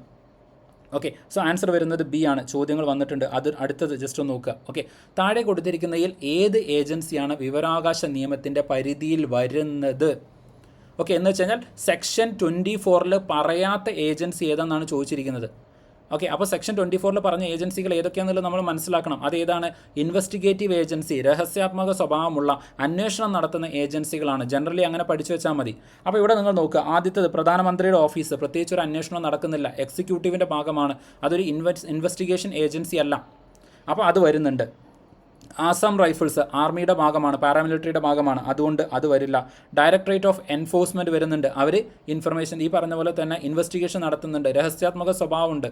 അപ്പോൾ അതുകൊണ്ട് അതും വരില്ല. അതായത് ഡയറക്ടറേറ്റ് ഓഫ് എൻഫോഴ്സ്മെൻറ്റ് എന്ന് പറയുന്ന സമയത്ത് ഈ നികുതി പോലെയുള്ള കാര്യങ്ങൾ, അല്ലെങ്കിൽ ഈ വെൽത്ത് അക്യുമുലേഷൻ, അതായത് ആരെങ്കിലും അന്യായമായിട്ട് സ്വത്ത് സമ്പാദിച്ച് വെച്ചിട്ടുണ്ടെങ്കിൽ അത്തരം കാര്യങ്ങളൊക്കെ ഇൻവെസ്റ്റിഗേറ്റ് ചെയ്യാൻ വേണ്ടിയിട്ടുള്ള ഏജൻസിയാണ്. അപ്പോൾ അതിൻ്റെ ജസ്റ്റ് ഒരു എക്സാമ്പിൾ ഞാൻ പറയാം. ഇപ്പോൾ സേ ഫോർ എക്സാമ്പിൾ, ഇന്ന് ഡയറക്ടറേറ്റ് ഓഫ് എൻഫോഴ്സ്മെൻറ്റ് അവർ തീരുമാനിക്കുകയാണ് നാളെ ഇന്ന ആളുടെ വീട്ടിൽ റെയ്ഡ് നടത്തണം എന്ന് പറയാണ്. അപ്പോൾ ഞാൻ പോയിട്ട് RTA ഫയൽ ചെയ്യാണ്, നാളെ നിങ്ങൾ ആരുടെയെല്ലാം വീട്ടിലാണ് റെയ്ഡ് നടത്താൻ പോകുന്നത്, അതിൻ്റെ ഒരു ഇൻഫർമേഷൻ എനിക്ക് തരണം എന്ന് പറഞ്ഞാൽ അവർ തരുമോ? അവർ തരില്ല. കാരണം എന്ന് വെച്ച് കഴിഞ്ഞാൽ അത് രഹസ്യാത്മക സ്വഭാവമാണ്. അത് രഹസ്യമായിട്ട് വെച്ച് കഴിഞ്ഞാലേ നാളത്തെ റെയ്ഡ് സക്സസ് ആവുള്ളൂ. അപ്പോൾ നാളത്തെ റെയ്ഡ് സക്സസ് ആവണമെന്നുണ്ടെങ്കിൽ ആ ഇൻഫർമേഷൻസ് വളരെ രഹസ്യമായിട്ട് വെക്കണം. അപ്പോൾ അതുകൊണ്ട് തന്നെ ഡയറക്ടറേറ്റ് ഓഫ് എൻഫോഴ്സ്മെൻറ്റ് ഇതിൻ്റെ പരിധിക്ക് പുറത്താണ്. അടുത്തത് ഡയറക്ടറേറ്റ് ഓഫ് റവന്യൂ ഇൻ്റലിജൻസ്, അതും ഇൻ്റലിജൻസുമായിട്ട്, വിവരങ്ങളുമായിട്ട്, ഇൻഫർമേഷൻ കളക്ട് ചെയ്യുന്നതുമായിട്ട് ബന്ധപ്പെട്ട് വരുന്നതാണ്. അവരും ഈ അധികാരത്തിൻ്റെ പുറത്താണ്, അല്ലെങ്കിൽ RTAക്ക് പുറത്താണ്. അപ്പോൾ ആൻസർ എന്താണ്? പ്രധാനമന്ത്രിയുടെ ഓഫീസാണ്. ഓക്കെ, ജനറൽ ആയിട്ടുള്ള നിങ്ങൾക്കൊരു അണ്ടർസ്റ്റാൻഡിംഗ് ഉണ്ടെങ്കിൽ ക്വസ്റ്റ്യൻസ് ഒക്കെ ചെയ്യാം. പക്ഷേ ഈ രൂപത്തിൽ ഇറങ്ങി PSC ചോദിക്കുന്നുണ്ട് എന്നുള്ളത് ജസ്റ്റ് ഒന്ന് മനസ്സിലാക്കി വയ്ക്കാം. ഓക്കെ, ഇതിനടുത്തത് ഇൻ കേസ്, അതായത് നിങ്ങൾക്ക് ഒരു വിവരം ആവശ്യമായിട്ട് വരുന്നുണ്ടെന്നുണ്ടെങ്കിൽ, ഓക്കെ, വിവരാവകാശ നിയമത്തിൻ്റെ കീഴിൽ നിങ്ങൾക്ക് ഒരു വിഷയത്തിനെ സംബന്ധിച്ചിട്ടുള്ള വിവരം നിങ്ങൾക്ക് ആവശ്യമായിട്ട് വരുന്നുണ്ടെന്നുണ്ടെങ്കിൽ നിങ്ങൾ ആദ്യം പോയിട്ട് ഒന്നെങ്കിൽ APIO, ഓക്കെ, അതായത് അസിസ്റ്റൻറ്റ് പബ്ലിക് ഇൻഫർമേഷൻ ഓഫീസർക്കോ അല്ലെങ്കിൽ പബ്ലിക് ഇൻഫർമേഷൻ ഓഫീസർക്കോ ആയിരിക്കും നിങ്ങൾ പരാതി കൊടുക്കുന്നത്, അല്ലെങ്കിൽ നിങ്ങൾ ആ ഒരു റിക്വസ്റ്റ് കൊടുക്കുന്നത്, ഇന്ന വിഷയത്തിൽ എനിക്ക് ഇൻഫർമേഷൻ ആവശ്യമായിട്ട് വരുന്നുണ്ട് എന്നൊരു റിക്വസ്റ്റ് നിങ്ങൾ കൊടുക്കുന്നത്. ആ റിക്വസ്റ്റ് കൊടുത്തു, പക്ഷേ ആ റിക്വസ്റ്റ് കൊടുത്തിട്ട് നിങ്ങൾക്ക് ഇൻഫർമേഷൻ ലഭിച്ചില്ല, ഓക്കെ, നിങ്ങൾക്ക് ഇൻഫർമേഷൻ ലഭിച്ചിട്ടില്ല എന്നുണ്ടെങ്കിൽ ഈ പറയുന്ന പബ്ലിക് ഇൻഫർമേഷൻ ഓഫീസർക്ക് നേരെ മുകളിൽ വരുന്ന, ഓക്കെ, അപ്പോൾ അത് സംസ്ഥാന ലെവലിലേക്കായിരിക്കും അല്ലെങ്കിൽ ഡിസ്ട്രിക്ട് ലെവലിലേക്കായിരിക്കും. അപ്പോൾ അങ്ങനെ ആരാണോ വരുന്നത് അവർക്ക് നേരെ മുകളിൽ വരുന്ന ആൾക്ക് വിത്തിൻ 30 ഡേയ്സ്, ഓക്കെ, 30 ദിവസത്തിൻ്റെ ഇടയ്ക്ക് വിത്തിൻ 30 ഡേയ്സിൽ നിങ്ങൾ എന്ത് ചെയ്യണം, അടുത്ത കേസ് അല്ലെങ്കിൽ അടുത്ത പരാതി കൊടുത്തിട്ടുണ്ടായിരിക്കാം. അതിനാണ് നമ്മൾ ഫസ്റ്റ് അപ്പീൽ എന്ന് പറയുന്നത്. അപ്പോൾ ഇവിടെ ചോദിക്കാൻ സാധ്യതയുള്ളൊരു ചോദ്യമാണ്, RTIയുടെ കീഴിൽ ഫസ്റ്റ് അപ്പീലിന് വരുന്ന സമയപരിധി എന്ന് പറയുന്നത് എത്രയാണെന്നുള്ളത് ഓർത്തു വയ്ക്കണം. അത് 30 ദിവസമാണ്. RTIയുടെ കീഴിൽ ഫസ്റ്റ് അപ്പീലിന് വരുന്ന, ഓക്കെ, ഫസ്റ്റ് അപ്പീലിന് വരുന്ന ടൈം പീരീഡ് എന്ന് പറയുന്നത്, ഓക്കെ, ടൈം പീരീഡ് എന്ന് പറയുന്നത് ഓർത്ത് വയ്ക്കണം. അത് 30 ഡേയ്സ് ആണ്. ഫസ്റ്റ് അപ്പീലിന് ആവശ്യമായിട്ട് വരുന്ന ടൈം പീരീഡ് 30 ഡേയ്സ് ആണ്. ഇനി ആ ഫസ്റ്റ് അപ്പീലിന് ശേഷവും ആ ഓഫീസറുടെ അടുത്ത് നിന്ന് റെസ്പോൺസ് ഒന്നും ഇല്ല എന്നുണ്ടെങ്കിൽ നേരിട്ട് നമുക്ക് സ്റ്റേറ്റ് ഇൻഫർമേഷൻ കമ്മീഷനിലേക്ക് പരാതി കൊടുക്കാം. ഓക്കെ, നേരിട്ട് സ്റ്റേറ്റ് ഇൻഫർമേഷൻ കമ്മീഷനിലേക്ക് അല്ലെങ്കിൽ സെൻട്രൽ ഇൻഫർമേഷൻ കമ്മീഷനിലേക്ക് നേരിട്ട് നമുക്ക് പരാതി കൊടുക്കാം. അതിൻ്റെ സമയപരിധി, അതായത് സെക്കൻഡ് അപ്പീലിൻ്റെ സമയപരിധി എന്ന് പറയുന്നത് 90 ഡേയ്സ് ആണ്. ഓക്കെ, 90 ദിവസം. അതായത് ആദ്യം നിങ്ങൾ എന്ത് ചെയ്തു, ഈ പറയുന്ന APO അല്ലെങ്കിൽ PIO ഇവർക്ക് പരാതി കൊടുത്തു, കിട്ടിയില്ല, ഓക്കെ, അവർക്ക് കിട്ടിയില്ല. അപ്പോൾ അത് കഴിഞ്ഞിട്ട് 30 ദിവസത്തിൻ്റെ ഉള്ളിൽ നിങ്ങൾ എന്ത് ചെയ്തു, നിങ്ങൾ ആദ്യം എന്ത് ചെയ്യണം, APOക്ക് അതായത് PIO, ഓക്കെ, ജസ്റ്റ് ഞാൻ അതിൻ്റെ ഒരു ടൈം ലൈൻ പറയാം. ആദ്യം നിങ്ങൾ PIO, ഓക്കെ, PIOയുടെ അടുത്ത് Day 1, ഓക്കെ, Day 1 നിങ്ങൾ എന്ത് ചെയ്യാണ്, ഇവിടെ പരാതി കൊടുത്തു, ഓക്കെ, ഒന്നാമത്തെ ദിവസം നിങ്ങൾ പരാതി കൊടുത്തു. ഇനി പരാതി കിട്ടാൻ PIOയുടെ അടുത്താണ് പരാതി കൊടുത്തത് എന്നുണ്ടെങ്കിൽ 30 ദിവസത്തിൻ്റെ ഉള്ളിലാണ് നിങ്ങൾക്ക് കിട്ടേണ്ടത്. അങ്ങനെ 30 ദിവസം കഴിഞ്ഞിട്ട് നിങ്ങൾക്ക് കിട്ടുന്നില്ല, അപ്പോൾ Day 31 ആയി, ഓക്കെ, Day 31 ആയി. അപ്പോൾ നിങ്ങൾക്ക് അവിടുന്ന് ഇൻഫർമേഷൻസ് ഒന്നും കിട്ടിയില്ല. നിങ്ങൾ എന്ത് ചെയ്യും, ഫസ്റ്റ് അപ്പീൽ കൊടുക്കുന്നതായിരിക്കും, ഓക്കെ, ഫസ്റ്റ് അപ്പീൽ കൊടുക്കുന്നതായിരിക്കും. ഡിസ്ട്രിക്ട് ലെവലിലുള്ള ഓഫീസർക്കായിരിക്കും നിങ്ങൾ പ്രോബബ്ലി ഫസ്റ്റ് അപ്പീൽ കൊടുക്കുന്നത്, അല്ലെങ്കിൽ നേരെ മുകളിൽ വരുന്ന ഓഫീസർ ആരാണോ അയാൾക്കായിരിക്കും അപ്പീൽ കൊടുക്കുന്നത്. അതെങ്ങനെയായിരിക്കും, ഈ പറയുന്ന ടൈം പീരീഡ് കഴിഞ്ഞതിന് ശേഷം വരുന്ന 30 ദിവസത്തിൻ്റെ ഉള്ളിൽ. അല്ലാതെ ഇവിടെ നിങ്ങൾ Day 1 കൊടുത്തു, Day 1 കൊടുത്തിട്ട് ഈ പറയുന്ന 31-ാം തീയതി തന്നെ പോയിട്ട് അല്ലെങ്കിൽ 30-ാം തീയതി തന്നെ പോയിട്ട് അപ്പീൽ കൊടുക്കുക, അങ്ങനെയല്ല. ഓക്കെ, ഈ 31 കഴിഞ്ഞു എന്ന് വെച്ച് കഴിഞ്ഞാൽ അടുത്ത Day 61, ഓക്കെ, Day 61-ൻ്റെ ഉള്ളിലായിട്ട് ഈ സമയപരിധിക്ക് ഇടയ്ക്കാണ് നിങ്ങൾ ഫസ്റ്റ് അപ്പീലിന് പോകേണ്ടത്. അങ്ങനെ ഇപ്പോൾ ഫോർ എക്സാമ്പിൾ Day 60-ലാണ്, ഓക്കെ, അതായത് 60-ാമത്തെ ദിവസമാണ് നിങ്ങൾ എന്ത് ചെയ്യുന്നത്, അപ്പീൽ കൊടുത്തതെന്ന് വിചാരിക്കുക. ആ അപ്പീൽ കൊടുത്തതിന് ശേഷവും നിങ്ങൾക്ക് പ്രോപ്പറായിട്ടുള്ള റെസ്പോൺസ് കിട്ടിയില്ല, ഓക്കെ, ആ സമയപരിധിയും കഴിഞ്ഞു. 30 ദിവസത്തിന് അവിടെ നിങ്ങൾ എന്ത് ചെയ്യണം, വെയിറ്റ് ചെയ്യേണ്ടതായിട്ട് വരും. അപ്പോൾ എന്ത് ചെയ്തു, Day 90 ആയി, ഓക്കെ, Day 90 ആയി. അപ്പോൾ ആ Day 90 അതുവരെ നിങ്ങൾ എന്ത് ചെയ്യണം, വെയിറ്റ് ചെയ്യണം. എന്നിട്ട് നിങ്ങൾക്ക് റെസ്പോൺസ് ഒന്നും കിട്ടിയിട്ടില്ലെങ്കിൽ നിങ്ങൾക്ക് അടുത്ത അപ്പീലിന് പോകാം, സെക്കൻഡ് അപ്പീലിന് പോകാൻ വേണ്ടിയിട്ട് പറ്റും. ആ സെക്കൻഡ് അപ്പീലിൻ്റെ വിൻഡോ എന്ന് പറയുന്നത് ഈ Day 90 മുതൽ പിന്നെ വരുന്ന 90 ഡേയ്സ് ആണ്, ഓക്കെ, അത് മുതൽ വരുന്ന 90 ഡേയ്സ് ആണ്. അങ്ങനെ ജസ്റ്റ് എന്ത് ചെയ്യുക, ആ ടൈം പീരീഡ് ഒന്ന് മനസ്സിലാക്കി വെക്കണം. ഓക്കെ, അപ്പോൾ ഇത്ര കോംപ്ലക്സ് ആയിട്ട് കാര്യങ്ങൾ മനസ്സിലാക്കേണ്ട. ഫസ്റ്റ് അപ്പീലിൻ്റെ ടൈം പീരീഡ് 30 ദിവസമാണ്, സെക്കൻഡ് അപ്പീലിൻ്റെ ടൈം പീരീഡ് 90 ഡേയ്സ് ആണ് എന്ന് അങ്ങനെ തന്നെ അങ്ങ് പഠിച്ചു വെച്ചാൽ മതി. അതായിരിക്കും ചോദിക്കുന്നത്. ഓക്കെ, അപ്പോൾ RTIയുടെ കീഴിൽ ഫസ്റ്റ് അപ്പീലിൻ്റെ ടൈം പീരീഡ് എന്ന് പറയുന്നത് 30 ദിവസമാണ്. Second time period for the appeal എന്ന് പറയുന്നത്, അല്ലെങ്കിൽ സെക്കൻഡ് അപ്പീലിന് വേണ്ട ടൈം പീരീഡ് എന്ന് പറയുന്നത് 90 ഡേയ്സ് ആണ്. അത് സ്റ്റേറ്റ് ഇൻഫർമേഷൻ കമ്മീഷണർക്കോ അല്ലെങ്കിൽ സെൻട്രൽ ഇൻഫർമേഷൻ കമ്മീഷണർക്കോ ആയിരിക്കും നമ്മൾ നൽകുന്നത്. സംസ്ഥാന തലത്തിലോ അല്ലെങ്കിൽ ചിലപ്പം ദേശീയ തലത്തിലേക്കോ ആയിരിക്കും നമ്മുടെ ആ ഒരു പരാതി കൊടുക്കുന്നത്. ഓക്കെ, അപ്പോൾ ഇത്രയും കാര്യങ്ങൾ ജസ്റ്റ് ഒന്ന് എന്ത് ഓർത്ത് വയ്ക്കുക, അപ്പീൽ മെക്കാനിസം എന്ന് പറയുന്നത്. അടുത്തത് സെൻട്രൽ ഇൻഫർമേഷൻ കമ്മീഷനുമായിട്ട് ബന്ധപ്പെട്ട് വരുന്ന കാര്യങ്ങളാണ്. RTI ആക്ട് പ്രകാരം ക്രിയേറ്റ് ആയിട്ടുള്ള ഒരു സ്റ്റാറ്റ്യൂട്ടറി ബോഡിയാണ്. ഓക്കെ, സ്റ്റാറ്റ്യൂട്ടറി ബോഡിയാണ്, അതൊന്ന് ഓർത്ത് വയ്ക്കണേ. സ്റ്റാറ്റ്യൂട്ടറി ബോഡിയാണ്, ഇതൊരു കോൺസ്റ്റിറ്റ്യൂഷണൽ ഭരണഘടനാ സ്ഥാപനം അല്ല. ഇത് പറയാൻ കാരണം എന്താണെന്ന് വെച്ച് കഴിഞ്ഞാൽ, ഈ ബോഡി ഉണ്ടാക്കിയ സമയത്ത് 2005 ഇലക്ഷൻ കമ്മീഷന് ഇക്വലൻ്റ് ആയിട്ടായിരുന്നു ഇതിൻ്റെ അധികാരങ്ങൾ, ടെനർ, പ്രൊട്ടക്ഷൻ ഇതൊക്കെ വെച്ചിട്ടുണ്ടായിരുന്നത്. എന്ന് വെച്ച് കഴിഞ്ഞാൽ chief information commissioner is equivalent to chief election commissioner. അതുപോലെ തന്നെ information commissioners is equal to election commissioners എന്ന് പറയുന്ന രൂപത്തിലായിരുന്നു അന്ന് നമ്മൾ ഇതിനെ സെറ്റ് ചെയ്ത് വെച്ചിട്ടുണ്ടായിരുന്നത്. എന്നാൽ നമ്മൾ നോക്കുന്ന സമയത്ത് ഇതൊരു സ്റ്റാറ്റ്യൂട്ടറി ബോഡിയാണ്. ഇലക്ഷൻ കമ്മീഷൻ എന്ന് പറയുന്നത് കോൺസ്റ്റിറ്റ്യൂഷണൽ ബോഡിയാണ്. ഓക്കെ, ഇതൊരു കോൺസ്റ്റിറ്റ്യൂഷണൽ ബോഡിയാണ്. ഇലക്ഷൻ കമ്മീഷൻ ഭരണഘടനാ സ്ഥാപനമാണ്. അപ്പോൾ അതുകൊണ്ട് തന്നെ ഒരു സ്റ്റാറ്റ്യൂട്ടറി ബോഡിക്ക് ഭരണഘടനാ സ്ഥാപനത്തിന് തുല്യമായിട്ടുള്ള പദവികൾ വേണ്ട എന്ന് പറഞ്ഞുകൊണ്ട് 2019 right to information act amend ചെയ്യുന്നുണ്ട്. ഓക്കെ, അമെൻഡ് ചെയ്യുന്നുണ്ട്. അതോടുകൂടിയിട്ട് അതുവരെ ഇലക്ഷൻ കമ്മീഷന് തുല്യമായിട്ട് വെച്ചിട്ടുണ്ടായിരുന്ന പദവികൾ മുഴുവൻ നീക്കം ചെയ്യുകയും ഇവരുടെ ടെനർ പ്രൊട്ടക്ഷൻ എടുത്ത് ഒഴിവാക്കുകയും സാലറി പ്രൊട്ടക്ഷൻ ഒഴിവാക്കുകയും ഈ പറയുന്ന കാര്യങ്ങളെല്ലാം ഇനി മുതൽ സെൻട്രൽ ഗവൺമെൻറ് തീരുമാനിക്കും എന്ന രൂപത്തിലേക്ക് അമെൻമെൻറ്റ് വന്നു. ജനറലായിട്ട് മനസ്സിലാക്കിയാൽ മതി. അതുവരെ ഈ പറയുന്ന കോൺസ്റ്റിറ്റ്യൂഷണൽ ബോഡിക്ക് ഇക്വലൻ്റ് ആയിട്ടായിരുന്നു ഇവരുടെ പവേഴ്സ്, അധികാരങ്ങൾ, അതുപോലെ തന്നെ അവരുടെ സാലറി ഒക്കെ ഉണ്ടായിരുന്നത് എന്നുണ്ടെങ്കിൽ ആ പറയുന്ന എല്ലാ കാര്യങ്ങളും ഇനി മുതൽ തീരുമാനിക്കുന്നത് സെൻട്രൽ ഗവൺമെൻറ് ആയിരിക്കും എന്ന് 2019 അമെൻമെൻറ്റ് മാറ്റി. എന്ന് വെച്ച് കഴിഞ്ഞാൽ സെൻട്രൽ ഗവൺമെൻറ് തീരുമാനിക്കുന്ന പോലെ മാത്രമേ ചീഫ് ഇൻഫർമേഷൻ കമ്മീഷണേഴ്സിന്, അതായത് കേന്ദ്ര ചീഫ് ഇൻഫർമേഷൻ കമ്മീഷണേഴ്സിന് പ്രവർത്തിക്കാൻ വേണ്ടിയിട്ട് സാധിക്കൂ എന്ന സിറ്റുവേഷൻ വന്നു. ഓക്കെ, അപ്പോൾ അത് ജസ്റ്റ് ഒന്ന് ഓർത്ത് വയ്ക്കണം. ആ ഒരു അമെൻമെൻറ്റ് ഇമ്പോർട്ടൻ്റ് ആണ്, അതുകൊണ്ടാണ് ഈ കാര്യങ്ങൾ ഞാൻ ഇങ്ങനെ പറഞ്ഞിരിക്കുന്നത്. ഓക്കെ, ഇനി നമ്മൾ നോക്കുകയാണെന്നുണ്ടെങ്കിൽ ചീഫ് ഇൻഫർമേഷൻ കമ്മീഷണർ അല്ലെങ്കിൽ നമ്മുടെ നാഷണൽ ലെവൽ വരുന്നത് സെൻട്രൽ ഇൻഫർമേഷൻ കമ്മീഷണറാണ് നമ്മൾ നോക്കുന്നത്. സെൻട്രൽ ഇൻഫർമേഷൻ കമ്മീഷൻ സ്ഥാപിതമായിരിക്കുന്നത് RTI ആക്ട് സെക്ഷൻ 12 പ്രകാരമാണ്. ഓർത്ത് വയ്ക്കണം, RTI ആക്ട് സെക്ഷൻ 12 പ്രകാരമാണ് ചീഫ് ഇൻഫർമേഷൻ കമ്മീഷൻ സ്ഥാപനം അല്ലെങ്കിൽ സ്ഥാപിതമായിരിക്കുന്നത്. ഓക്കെ, ഇൻഫർമേഷൻ കമ്മീഷൻ അല്ലെങ്കിൽ ചീഫ് ഇൻഫർമേഷൻ കമ്മീഷൻ സ്ഥാപിതമായിരിക്കുന്നത് section 12 of the RTI act ആണ്. ഇനി ഇതിൻ്റെ കോമ്പോസിഷൻ അല്ലെങ്കിൽ ഇതിൽ ആരെല്ലാമാണ് മെമ്പേഴ്സായിട്ട് വരുന്നത് എന്ന് ചോദിച്ചു കഴിഞ്ഞാൽ, ഒന്ന് ചീഫ് ഇൻഫർമേഷൻ കമ്മീഷണർ വരുന്നുണ്ട്, ചീഫ് ഇൻഫർമേഷൻ കമ്മീഷണർ വരുന്നുണ്ട്. അടുത്തത് 10 ഇൻഫർമേഷൻ കമ്മീഷണേഴ്സ് അഡീഷണൽ ആയിട്ട് വരുന്നുണ്ട്. അപ് ടു ആണേ, ശ്രദ്ധിക്കണം. ഓക്കെ, ചീഫ് ഇൻഫർമേഷൻ കമ്മീഷണറെ കൂടാതെ 10 ഇൻഫർമേഷൻ കമ്മീഷണേഴ്സ് വരെ ആകാം. ഓക്കെ, മാക്സിമം ആണ്. എന്ന് വെച്ച് കഴിഞ്ഞാൽ ടോട്ടൽ മാക്സിമം 11 മെമ്പേഴ്സ് വരെ ആകാം. Total maximum 11 members. Okay, maximum 11 members. 11 താഴെ മെമ്പേഴ്സ് ആയിരിക്കും ഉണ്ടാവുക. ഓക്കെ, എത്ര അംഗങ്ങൾ ഉണ്ട് എന്ന് ചോദിച്ചു കഴിഞ്ഞാൽ chief information commissioner plus 10 members വരെ ആകാം. എന്ന് വെച്ച് കഴിഞ്ഞാൽ 1, 2, 3, 4 അങ്ങനെ 10 മെമ്പേഴ്സ് വരെ, 10 അംഗങ്ങൾ വരെ എന്ത് ചെയ്യാം, ചീഫ് ഇൻഫർമേഷൻ കമ്മീഷണറെ കൂടാതെ ആവാൻ വേണ്ടിയിട്ട് പറ്റും എന്നാണ് പറയുന്നത്. ഓക്കെ, അപ്പോൾ അതൊന്ന് ഓർത്ത് വയ്ക്കണം. ഇനി ഈ പറയുന്ന ഇലക്ഷൻ കമ്മീഷണറെ ആയാലും ചീഫ് ഇലക്ഷൻ കമ്മീഷണറെ ആയിക്കഴിഞ്ഞാൽ നമ്മൾ പറയുന്നത് സെൻട്രൽ കേസിലാണ്, സെൻട്രൽ ഗവൺമെൻറ്റിൻ്റെ കേസിൽ. അപ്പോൾ അവിടെ അപ്പോയിൻറ്റ് ചെയ്യുന്നത് ആരാന്ന് ചോദിച്ചു കഴിഞ്ഞാൽ പ്രസിഡൻറ്റ് ഓഫ് ഇന്ത്യയാണ്. ഓക്കെ, പ്രസിഡൻറ്റ് ഓഫ് ഇന്ത്യയാണ് ഈ പറയുന്ന ചീഫ് ഇൻഫർമേഷൻ കമ്മീഷണർ ആയിക്കോട്ടെ, ഇൻഫർമേഷൻ കമ്മീഷണേഴ്സ് ആയിക്കോട്ടെ, ഇവരെയൊക്കെ അപ്പോയിൻറ്റ് ചെയ്യുന്നത് പ്രസിഡൻറ്റ് ഓഫ് ഇന്ത്യയാണ്. ഓർത്ത് വയ്ക്കണം, ഇമ്പോർട്ടൻ്റ് ആയിട്ട് വരുന്ന കാര്യമാണ്. ഇനി സംസ്ഥാന തലത്തിലാണ് എന്നുണ്ടെങ്കിൽ ഈ പറയുന്ന സെക്ഷൻ 12 പകരം സെക്ഷൻ 15, 16 ആയിട്ട് മാറും. ഓക്കെ, സെക്ഷൻ 15, 16 പ്രകാരമാണ് സംസ്ഥാന തലങ്ങളിൽ നമ്മൾ സ്റ്റേറ്റ് ഇൻഫർമേഷൻ കമ്മീഷണറെ അപ്പോയിൻറ്റ് ചെയ്യുന്നത്. അതൊന്ന് ഓർത്ത് വയ്ക്കണം. സംസ്ഥാന തലത്തിൽ സ്റ്റേറ്റ് ഇൻഫർമേഷൻ കമ്മീഷണറെ അല്ലെങ്കിൽ സ്റ്റേറ്റ് ചീഫ് ഇൻഫർമേഷൻ കമ്മീഷണർ ഇവരെ അപ്പോയിൻറ്റ് ചെയ്യുന്നത് ഗവർണർ ആണ്. ഓക്കെ, ഗവർണർ ആണ്. ഇനി അതുപോലെ ഇതുമായിട്ട് ബന്ധപ്പെട്ട് ഓർത്ത് വയ്ക്കേണ്ട മറ്റൊരു ഇൻഫർമേഷനാണ് സെൻട്രൽ ലെവലിൽ സെൻട്രൽ ഇൻഫർമേഷൻ കമ്മീഷണേഴ്സ് ആയിക്കോട്ടെ, ഇൻഫർമേഷൻ കമ്മീഷണേഴ്സ് ആയിക്കോട്ടെ, അവരവരുടെ രാജിക്കത്ത് സമർപ്പിക്കുന്നത് പ്രസിഡൻറ്റിനാണ്. ഓക്കെ, അവരെ റിമൂവ് ചെയ്യുന്നതും പ്രസിഡന്റ് തന്നെയാണ്. എന്നാൽ സംസ്ഥാന തലത്തിലേക്ക് വരുന്ന സമയത്ത് അവർ രാജിക്കത്ത് സമർപ്പിക്കുന്നത് ഗവർണർക്കാണ്, അവരെ റിമൂവ് ചെയ്യുന്നത് ഗവർണറാണ്. ഇത്രയും കാര്യങ്ങൾ ഇതുമായിട്ട് ബന്ധപ്പെട്ടുകൊണ്ട് ജസ്റ്റ് ഒന്ന് എന്ത് ചെയ്യണം, ഓർത്ത് വയ്ക്കണം. ഓക്കെ, കമ്പയർ ചെയ്തുകൊണ്ട് ഓർത്ത് വെച്ചാൽ മതി. യെസ്, ഇനി അടുത്ത ഇൻഫർമേഷനിലേക്ക് പോവാം. അപ്പോൾ ഈ പറയുന്ന പോലെ ചീഫ് ഇൻഫർമേഷൻ കമ്മീഷണറെ അപ്പോയിൻറ്റ് ചെയ്യുന്നത് പ്രസിഡൻ്റ് ആണ് എന്ന് നമ്മൾ പറഞ്ഞു. സെൻട്രൽ ഗവൺമെൻറ്റിൻ്റെ ചീഫ് ഇൻഫർമേഷൻ കമ്മീഷണറെ അപ്പോയിൻറ്റ് ചെയ്യുന്നത് പ്രസിഡൻ്റ് ആണ് എന്ന് പറഞ്ഞു. അപ്പോൾ പ്രസിഡന്റ് എങ്ങനെയാണ് ഇയാളെ അപ്പോയിൻറ്റ് ചെയ്യുന്നത്, അല്ലെങ്കിൽ ആ സ്ഥാനത്തേക്ക് അപ്പോയിൻറ്റ് ചെയ്യേണ്ട ആ ഒരു വ്യക്തിയെ എങ്ങനെയാണ് നമ്മൾ കണ്ടെത്തുന്നത് എന്നുള്ളത് വളരെ ഇമ്പോർട്ടൻ്റ് ആയിട്ടുള്ള ഒരു കാര്യമാണ്. അപ്പോൾ എങ്ങനെയാണ് ഒരു ചീഫ് ഇൻഫർമേഷൻ കാൻഡിഡേറ്റിനെ നമ്മൾ കണ്ടുപിടിക്കുന്നത് എന്ന് ചോദിച്ചു കഴിഞ്ഞാൽ അതിന് ഒരു 3 മെമ്പർ ബോഡി വരുന്നുണ്ട്. ഓക്കെ, അതിന് ഒരു 3 മെമ്പർ ബോഡി വരുന്നുണ്ട്. അതൊന്ന് ഓർത്ത് വയ്ക്കണം.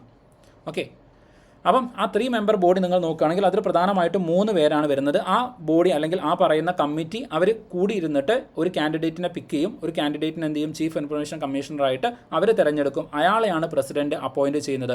അപ്പോൾ ആ പറയുന്ന സെലക്ഷൻ കമ്മിറ്റിയിൽ ഈ കമ്മിറ്റിയെ, ഈ 3 അംഗ കമ്മിറ്റിയെ നമ്മൾ പറയുന്ന പേരാണ് സെലക്ഷൻ കമ്മിറ്റി എന്ന് പറയുന്നത്. അപ്പോൾ ഈ സെലക്ഷൻ കമ്മിറ്റിയിൽ ആരെല്ലാമാണ് അംഗങ്ങളായിട്ടുള്ളത് എന്നുള്ളത് പലപ്പോഴായിട്ട് ചോദിച്ചിട്ടുണ്ട്. ഓക്കെ, ഇന്നലെ പ്രീവിയസ് ഇയർ ക്വസ്റ്റ്യൻ്റെ ക്ലാസ് അറ്റൻഡ് ചെയ്ത ആൾക്കാർക്കറിയാം, അതിലൊരു ചോദ്യം ഉണ്ടായിരുന്നു. ഓക്കെ, അതായത് ചീഫ് ഇൻഫർമേഷൻ കമ്മീഷണറുടെ അപ്പോയിൻറ്റുമായിട്ട് ബന്ധപ്പെട്ട് വരാത്തത് ആരാണ് എന്ന് ചോദിച്ചിട്ടുണ്ടായിരുന്നു. ഓക്കെ, നമ്മുടെ സംസ്ഥാന ഇലക്ഷൻ കമ്മീഷൻ്റെ കേസ് സംസ്ഥാന ഇൻഫർമേഷൻ കമ്മീഷൻ്റെ കേസിലാണ് ചോദിച്ചത്. അതിലൊരു ഓപ്ഷൻ എന്ന് പറയുന്നത് ഗവർണർ ആയിരുന്നു. അതുപോലെ തന്നെ ചീഫ് മിനിസ്റ്റർ ഉണ്ടായിരുന്നു, ക്യാബിനറ്റ് മിനിസ്റ്റർ ഉണ്ടായിരുന്നു, ദെൻ കേരള ഹൈക്കോടതി ചീഫ് ജസ്റ്റിസ് ഉണ്ടായിരുന്നു. നമ്മൾ ആൻസർ പറഞ്ഞു കേരള ഹൈക്കോടതി ചീഫ് ജസ്റ്റിസ് ആണ്. അപ്പോൾ ചോദിച്ചു ഈ പറയുന്ന ഗവർണർ എന്ന് പറയുന്നത് ഈ കമ്മിറ്റിയിലുണ്ടോ എന്ന്. ഇല്ല, ഗവർണർ കമ്മിറ്റിയിലില്ല. പക്ഷേ ചോദ്യം എന്താ ചോദിച്ചിരിക്കുന്നത്, നമ്മുടെ സംസ്ഥാന ചീഫ് ഇൻഫർമേഷൻ കമ്മീഷണറെ അപ്പോയിൻറ്റ് ചെയ്യുന്നത് അല്ലെങ്കിൽ നിയമിക്കുന്നതുമായി ബന്ധപ്പെട്ട് വരുന്ന വ്യക്തികൾ ആരൊക്കെയാണെന്നാണ് ചോദിച്ചിരിക്കുന്നത്. അപ്പോൾ നിങ്ങൾ നോക്കുക, ഈ പറയുന്ന 3 കമ്മിറ്റി വരുന്നുണ്ട്. ഓക്കെ, 3 മെമ്പർ കമ്മിറ്റി വരുന്നുണ്ട്. ഓക്കെ, 3 മെമ്പർ കമ്മിറ്റി വരുന്നുണ്ട്. ഈ കമ്മിറ്റിയിലാണ് നമ്മൾ ഇനി പറയാൻ പോകുന്ന 3 പേര് വരുന്നത്. ഈ കമ്മിറ്റി നടത്തുന്ന റെക്കമെൻഡേഷൻ്റെ ബേസിൽ അപ്പോയിൻമെൻറ്റ് നടത്തുന്നത് പ്രസിഡൻറ്റ് ഓക്കെ, അല്ലെങ്കിൽ ഗവർണർ ആയിരിക്കും. ഓക്കെ, ഗവർണർ ആയിരിക്കും. സംസ്ഥാന തലത്തിലാണെങ്കിൽ ഗവർണർ ആയിരിക്കും. അപ്പോൾ നിങ്ങൾ നോക്കുക, ആ നിയമനത്തിൽ ആര് വരുന്നുണ്ട്? ഗവർണർക്ക് സ്ഥാനം വരുന്നുണ്ട്. അതിൽ തീരെ വരാത്ത ആളാണ് ഈ പറയുന്ന ഹൈക്കോടതി ചീഫ് ജസ്റ്റിസ്. അതായിരുന്നു ആ ചോദ്യത്തിൻ്റെ ആൻസർ ആയിട്ട് വന്നത്. ഇതൊക്കെ പ്രീവിയസ് ഇയറിൽ ചോദിച്ച ചോദ്യങ്ങളാണ്. നമ്മൾ കഴിഞ്ഞ പ്രീവിയസ് ഇയർ ക്വസ്റ്റ്യൻ്റെ ക്ലാസ്സിൽ ഡിസ്കസ് ചെയ്ത കൺസെപ്റ്റുകളാണ് ഇതൊക്കെ. അപ്പോൾ ഇവിടെ നിങ്ങൾ നോക്കുകയാണെങ്കിൽ നമ്മുടെ സംസ്ഥാന, ഓക്കെ, ഞാൻ ഇപ്പോഴും പറയുകയാണ്, സെൻട്രൽ ചീഫ് ഇൻഫർമേഷൻ കമ്മീഷണറാണ് സെൻട്രൽ ചീഫ് ഇൻഫർമേഷൻ കമ്മീഷണർ. ഇദ്ദേഹത്തിന് സെലക്ട് ചെയ്യുന്ന സെലക്ഷൻ കമ്മിറ്റിയിൽ വരുന്ന അംഗങ്ങൾ ആരൊക്കെയാണ് എന്ന് ചോദിച്ചു കഴിഞ്ഞാൽ പ്രൈം മിനിസ്റ്റർ വരുന്നുണ്ട്. ഓക്കെ, പ്രധാനമന്ത്രി വരുന്നുണ്ട്. ഇനി പ്രധാനമന്ത്രി റെക്കമെൻഡ് ചെയ്ത ഒരു ക്യാബിനറ്റ് മിനിസ്റ്ററും ഉണ്ടായിരിക്കും, nominated by the prime minister. Prime minister nominate ചെയ്ത ഒരു ക്യാബിനറ്റ് മിനിസ്റ്ററും ഈ കമ്മിറ്റിയിൽ ഭാഗമായിട്ട് ഉണ്ടായിരിക്കും. ഇനി അടുത്തതാണ് ലോകസഭയിലെ പ്രതിപക്ഷ നേതാവ്. Okay, opposition leader in Lok Sabha. ലോകസഭയിലെ പ്രതിപക്ഷ നേതാവ്. ഇനി അങ്ങനെ ഒരു പ്രതിപക്ഷ നേതാവ് ഇല്ല എന്ന് വിചാരിക്കാം. അങ്ങനെയാണെങ്കിൽ പ്രതിപക്ഷത്തിരിക്കുന്ന ഏറ്റവും വലിയ പാർട്ടിയുടെ ലീഡർ ആരാണോ അയാളായിരിക്കും. ഓക്കെ, ഒരു ഒപ്പോസിഷൻ ലീഡർ ഇല്ലയെന്ന് വിചാരിക്കുക. ഒപ്പോസിഷൻ ലീഡർ ആവണമെന്നുണ്ടെങ്കിൽ 10% വോട്ട് വേണം, അല്ലെങ്കിൽ 10% സീറ്റ് വേണം. ആ 10% സീറ്റ് ഇല്ലെങ്കിൽ പിന്നെ അവിടെ ഒപ്പോസിഷൻ ലീഡർ ഇല്ല. അങ്ങനത്തെ സാഹചര്യത്തിലാണ് എന്നുണ്ടെങ്കിൽ ഏറ്റവും വലിയ ഒപ്പോസിഷൻ പാർട്ടി ഏതാണോ അതിൻ്റെ ലീഡർ ഈ പറയുന്ന സെലക്ഷൻ കമ്മിറ്റിയുടെ ഭാഗമായിട്ട് ഉണ്ടായിരിക്കണം എന്ന് പറയുന്നുണ്ട്. അപ്പം 3 പേരാണ് ഇതിൽ പ്രധാനമായിട്ടും വരുന്നത്. ഒന്ന്, പ്രൈം മിനിസ്റ്റർ വരുന്നുണ്ട്. പ്രൈം മിനിസ്റ്റർ റെക്കമെൻഡ് ചെയ്യുന്ന ഒരു ക്യാബിനറ്റ് മിനിസ്റ്റർ വരുന്നുണ്ട്. Leader of opposition in Lok Sabha വരുന്നുണ്ട്. ഓക്കെ, അപ്പോൾ അത്രയും ആൾക്കാരാണ് ഇതിൻ്റെ ഭാഗമായിട്ട് വരുന്നത്. ഈ കമ്മിറ്റി എന്ത് ചെയ്യുന്നതായിരിക്കും? ഒരാളെ റെക്കമെൻഡ് ചെയ്യും. അയാളെ പ്രസിഡന്റ് എന്ത് ചെയ്യുന്നതായിരിക്കും? സ്വാഭാവികമായിട്ടും നമ്മുടെ സെൻട്രൽ ചീഫ് ഇൻഫർമേഷൻ കമ്മീഷണറായിട്ട് അപ്പോയിൻറ്റ് ചെയ്യുന്നുണ്ടായിരിക്കും. അപ്പോൾ സംസ്ഥാന തലത്തിലേക്ക് വരുന്ന സമയത്ത് ഈ കമ്മിറ്റിയിൽ ആരെല്ലാം ആയിരിക്കും ഉണ്ടായിരിക്കുക എന്നുള്ളത് നിങ്ങൾ ജസ്റ്റ് ഒന്ന് ഗസ് ചെയ്ത് നോക്കുക. ഓക്കെ, അപ്പോൾ ആരൊക്കെ ആയിരിക്കും ഉണ്ടാവുക? ഈ സംസ്ഥാന തലത്തിലേക്ക് വരുന്ന സമയത്ത് ഈ കമ്മിറ്റിയുടെ ഭാഗമായിട്ടുണ്ടാകുന്നത് ഒന്ന് ചീഫ് മിനിസ്റ്റർ ആയിരിക്കും. ചീഫ് മിനിസ്റ്റർ റെക്കമെൻഡ് ചെയ്തിട്ടുള്ള ക്യാബിനറ്റ് മിനിസ്റ്റർ ഉണ്ടായിരിക്കാം. ഓക്കെ, അതായത് ക്യാബിനറ്റിൻ്റെ ഭാഗമായിട്ട് നിൽക്കുന്ന ചീഫ് മിനിസ്റ്റർ റെക്കമെൻഡ് ചെയ്ത ഒരു ക്യാബിനറ്റ് മിനിസ്റ്റർ ഉണ്ടായിരിക്കാം. അതുപോലെ തന്നെ leader of opposition. Okay, leader of opposition in legislative assembly. ഇവർ 3 പേരുമായിരിക്കും സംസ്ഥാന തലത്തിലെ സെലക്ഷൻ കമ്മിറ്റിയുടെ ഭാഗമായിട്ട് ഉണ്ടാവുക. ഇവർ റെക്കമെൻഡ് ചെയ്യുന്ന കാൻഡിഡേറ്റിനെ ഗവർണർ ആയിരിക്കും ഫൈനലായിട്ട് എന്ത് ചെയ്യുന്നത്? അപ്പോയിൻറ്റ് ചെയ്യുന്നത്. അതാരാണ്? State information commission. ഓക്കെ, അപ്പോൾ സ്റ്റേറ്റ് ഇൻഫർമേഷൻ കമ്മീഷണറെ അപ്പോയിൻറ്റ് ചെയ്യുന്നത് ഗവർണറാണ്. അപ്പം ആ ഒരു അപ്പോയിൻമെൻറ്റുമായിട്ട് ബന്ധപ്പെട്ട്, അല്ലെങ്കിൽ സ്റ്റേറ്റ് ഇൻഫർമേഷൻ കമ്മീഷണറുടെ നിയമനവുമായിട്ട് ബന്ധപ്പെട്ട് ആരെല്ലാം വരുന്നുണ്ടെന്ന് ചോദിച്ചു കഴിഞ്ഞാൽ അതിൽ ഗവർണറും വരുന്നുണ്ട്, ചീഫ് മിനിസ്റ്റർ വരുന്നുണ്ട്, ക്യാബിനറ്റ് മിനിസ്റ്റർ വരുന്നുണ്ട്. Leader of opposition in legislative അസംബ്ലിയാണ്, ലെജിസ്ലേറ്റീവ് കൗൺസിൽ അല്ല. ഓക്കെ, ലെജിസ്ലേറ്റീവ് അസംബ്ലിയാണ്. ചിലപ്പോൾ ഒറ്റ വാക്ക് അവിടെ മാറ്റും. ലെജിസ്ലേറ്റീവ് അസംബ്ലിക്ക് പകരം കൗൺസിൽ എടുത്തിടും. ആ സ്റ്റേറ്റ്മെൻറ്റ് തെറ്റാണ്. ഓക്കെ, അപ്പോൾ ഇത്രയും കാര്യങ്ങൾ ഇതുമായിട്ട് ബന്ധപ്പെട്ട് ഓർത്ത് വെക്കണം. എവിടെയാണ് തെറ്റ് വരാൻ സാധ്യതയുള്ളത്? പ്രീവിയസ് ഇയർ ക്വസ്റ്റ്യൻ്റെ ബേസിൽ നിങ്ങൾക്ക് കൃത്യമായിട്ട് പറഞ്ഞു തന്നിട്ടുണ്ട്. തെറ്റ് വരുത്തരുത്. യെസ്, ഇനി നമുക്ക് എന്ത് ചെയ്യാം? അടുത്ത ഇൻഫർമേഷനിലേക്ക് പോവാം. അടുത്തത് സെലക്ഷൻ കമ്മിറ്റിയാണ്. ഓക്കെ, സെലക്ഷൻ കമ്മിറ്റി ഇതാണ് ഞാനിപ്പോൾ പറഞ്ഞത്. സംസ്ഥാന തലത്തിൽ നമ്മൾ നോക്കുകയാണെങ്കിൽ അവിടെ ചീഫ് മിനിസ്റ്റർ ആയിരിക്കും വരുന്നത്. അതുപോലെ തന്നെ leader of opposition in legislative assembly വരുന്നുണ്ടായിരിക്കും. A cabinet minister nominated by the chief minister വരുന്നുണ്ടായിരിക്കും. എങ്ങനെയാണോ സെൻട്രൽ ഗവൺമെൻറ്റിൻ്റെ ഭാഗമായിട്ട് പ്രൈം മിനിസ്റ്ററും ക്യാബിനറ്റ് മിനിസ്റ്റേഴ്സും ലീഡർ ഓഫ് ഒപ്പോസിഷൻ ഇൻ ലോകസഭയും വന്നത്, അതുപോലെ സംസ്ഥാനത്തിൻ്റെ കേസിൽ chief minister, cabinet minister, leader of opposition in legislative അസംബ്ലിയും വരുന്നതായിരിക്കും. ഓക്കെ, അപ്പോൾ കാര്യങ്ങൾ ക്ലിയർ ആയിരിക്കും എന്ന് വിചാരിക്കുകയാണ്. അടുത്തത് ക്വാളിഫിക്കേഷൻ. ഇപ്പോൾ ഈ ഇലക്ഷൻ കമ്മീഷനായിട്ട് ഒരാളെ അപ്പോയിൻറ്റ് ചെയ്യുകയാണെന്നുണ്ടെങ്കിൽ അയാളുടെ ക്വാളിഫിക്കേഷൻ എന്തായിരിക്കും? അയാൾക്ക് എന്ത് യോഗ്യതയായിരിക്കണം ഉണ്ടാവേണ്ടത്? അങ്ങനെ കൃത്യമായിട്ടുള്ള യോഗ്യതയൊന്നും RTI ആക്റ്റിൽ പറയുന്നില്ല. RTI ആക്റ്റിൽ ഇത്ര മാത്രമേ പറയുന്നുള്ളൂ. ചില കാര്യങ്ങൾ പറഞ്ഞിട്ടുണ്ട്. ആ കാര്യങ്ങളിൽ എക്സ്പീരിയൻസ്ഡ് ആയിട്ടുള്ള, എക്സലൻ്റ് ആയിട്ടുള്ള ബാക്ക്ഗ്രൗണ്ട് ഉള്ള ആരെ വേണമെങ്കിലും നമുക്ക് അപ്പോയിൻറ്റ് ചെയ്യാം എന്നാണ് പറഞ്ഞിരിക്കുന്നത്. Okay, eminence in the public life. Okay, പൊതുജീവിതത്തിൽ നന്നായിട്ട് എക്സൽ ചെയ്തിട്ടുള്ള പ്രതിഭാശാലിയായിട്ടുള്ള ആരെ വേണമെങ്കിലും നമുക്ക് അപ്പോയിൻറ്റ് ചെയ്യാം. അതിൻ്റെ ഭാഗമായിട്ട് വരുന്നതാണ് ലോ വരുന്നുണ്ട്, സയൻസ് ആൻഡ് ടെക്നോളജി വരുന്നുണ്ട്, സോഷ്യൽ സർവീസ് വരുന്നുണ്ട്, മാനേജ്മെൻറ്റ് വരുന്നുണ്ട്, ജേർണലിസം വരുന്നുണ്ട്, മാസ് മീഡിയ വരുന്നുണ്ട്, അഡ്മിനിസ്ട്രേഷൻ വരുന്നുണ്ട്, ഗവേണൻസ് വരുന്നുണ്ട്. ഈ മേഖലകളിലൊക്കെ കഴിവ് തെളിച്ച വ്യക്തിത്വങ്ങളുണ്ടെങ്കിൽ അവരെ ആരെ വേണമെങ്കിലും നമുക്ക് ചീഫ് ഇലക്ഷൻ കമ്മീഷണറായിട്ടോ ഇലക്ഷൻ കമ്മീഷണേഴ്സായിട്ടോ അപ്പോയിൻറ്റ് ചെയ്യാൻ വേണ്ടിയിട്ട് സാധിക്കും എന്നുള്ളത് ജസ്റ്റ് ഒന്ന് മനസ്സിലാക്കുക. ഓക്കെ, അപ്പോൾ കൃത്യമായിട്ടുള്ളൊരു ക്വാളിഫിക്കേഷൻ പറയുന്നില്ല. പൊതുജീവിതത്തിൽ അല്ലെങ്കിൽ പൊതു ലൈഫിൽ, പബ്ലിക് ലൈഫിൽ എമിനൻ്റ് ആയിട്ടുള്ള ആരെ വേണമെങ്കിലും നമുക്ക് അപ്പോയിൻറ്റ് ചെയ്യാം. Okay, yes. അടുത്ത ചോദ്യം. ഓക്കെ, ഇനി ഇൻ കേസ് ഡിസ്ക്വാളിഫിക്കേഷൻ എന്തൊക്കെയാണ്? അതായത് ഏത് തരത്തിലുള്ള ആളുകളെയാണ് നമുക്ക് അപ്പോയിൻറ്റ് ചെയ്യാൻ പറ്റാത്തത്? ഡിസ്ക്വാളിഫിക്കേഷൻ്റെ കേസും കൂടെ നമ്മളൊന്ന് നോട്ട് ചെയ്ത് വെക്കണം. അപ്പം ഇവിടെ ആദ്യത്തെ കേസ് എന്ന് പറയുന്നത് മെമ്പർ ഓഫ് പാർലമെൻറ്റ് ആയിട്ടുള്ള അല്ലെങ്കിൽ ഒരു MLA ആയിട്ടുള്ള ഒരു MP-യോ MLA-യോ ആയിട്ടുള്ള ഒരാളെ ഒരിക്കലും ഈ സ്ഥാനത്തേക്ക് പരിഗണിക്കാൻ പാടില്ല. MP-യോ MLA-യോ ആയിട്ടുള്ള മെമ്പർ ഓഫ് പാർലമെൻറ്റോ മെമ്പർ ഓഫ് ലെജിസ്ലേറ്റീവ് അസംബ്ലിയോ ആയിട്ടുള്ള ഒരു വ്യക്തിയെ നമുക്ക് ഇൻഫർമേഷൻ കമ്മീഷണർ സ്ഥാനത്തേക്ക് പരിഗണിക്കാൻ സാധിക്കില്ല. അടുത്തതാണ് hold any office of profit hold ചെയ്യുന്ന ഒരാളാണെന്നുണ്ടെങ്കിൽ, ഒരു ഓഫീസ് ഓഫ് പ്രോഫിറ്റ് സ്ഥാനത്തിരിക്കുന്ന ആളാണെന്നുണ്ടെങ്കിൽ അയാളെയും പരിഗണിക്കാൻ പറ്റില്ല. ഈ ഓഫീസ് ഓഫ് പ്രോഫിറ്റ് എന്ന് പറയുന്നത് ഭരണഘടനയിലോ അതല്ലെങ്കിൽ ഗവൺമെൻറ്റിൻ്റെ ഒരു സ്റ്റാറ്റ്യൂട്ടിലോ ഡിഫൈൻ ചെയ്തിട്ടില്ല എന്നതിലൊന്നും കൂടെ ഓർത്ത് വയ്ക്കണം. ഓക്കെ, ഈ office of profit is not define in the കോൺസ്റ്റിറ്റ്യൂഷനിൽ ഓഫീസ് ഓഫ് പ്രോഫിറ്റ് എന്താണെന്ന് ഡിഫൈൻ ചെയ്തിട്ടില്ല, പക്ഷേ അത് മെൻഷൻ ചെയ്തിട്ടുണ്ട്. ഓക്കെ, അപ്പോൾ അത് ജസ്റ്റ് ഒന്ന് ഓർത്ത് വയ്ക്കുക. Hold any office of profit ആണെന്നുണ്ടെങ്കിൽ, ഏതെങ്കിലും ഓഫീസ് ഓഫ് പ്രോഫിറ്റ് അയാൾ ഹോൾഡ് ചെയ്യുന്നുണ്ടെന്നുണ്ടെങ്കിൽ അയാളും ഡിസ്ക്വാളിഫൈഡ് ആണ്, അയാളെയും ആ സ്ഥാനത്തേക്ക് നിയമിക്കാൻ പറ്റില്ല. ഇനി ആ സ്ഥാനത്ത് ഇരിക്കുന്ന ആളാണെന്നുണ്ടെങ്കിൽ അയാൾക്ക് ആ സ്ഥാനം നഷ്ടപ്പെടുന്നതായിരിക്കും. അതുപോലെ തന്നെ ഒരു പൊളിറ്റിക്കൽ പാർട്ടിയുമായിട്ട് അയാൾക്ക് അസോസിയേഷൻ ഉണ്ടാവാൻ പാടില്ല. ഇപ്പോൾ സേ ഫോർ എക്സാമ്പിൾ ഇപ്പം ഞാൻ എന്ന് പറയുന്ന വ്യക്തി, ഞാനിപ്പം കോൺഗ്രസ്സിലെ ഒരു മെമ്പറായിരുന്നു എന്ന് വിചാരിക്കുക.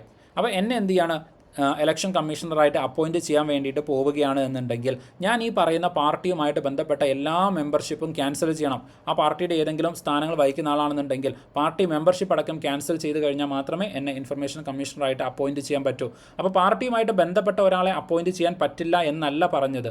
പാർട്ടിയുമായിട്ടുള്ള ബന്ധം മുഴുവൻ അയാൾ എന്ത് ചെയ്യണം, വിച്ഛേദിക്കണം. ആ പാർട്ടിയിൽ നിന്ന് രജിസ്റ്റർ ചെയ്യണം. പാർട്ടിയിൽ ഏതെങ്കിലും സ്ഥാനങ്ങൾ അയാൾ വഹിക്കുന്നുണ്ടെങ്കിൽ അത് അയാൾ റിസൈൻ ചെയ്യണം, രാജിവെക്കണം.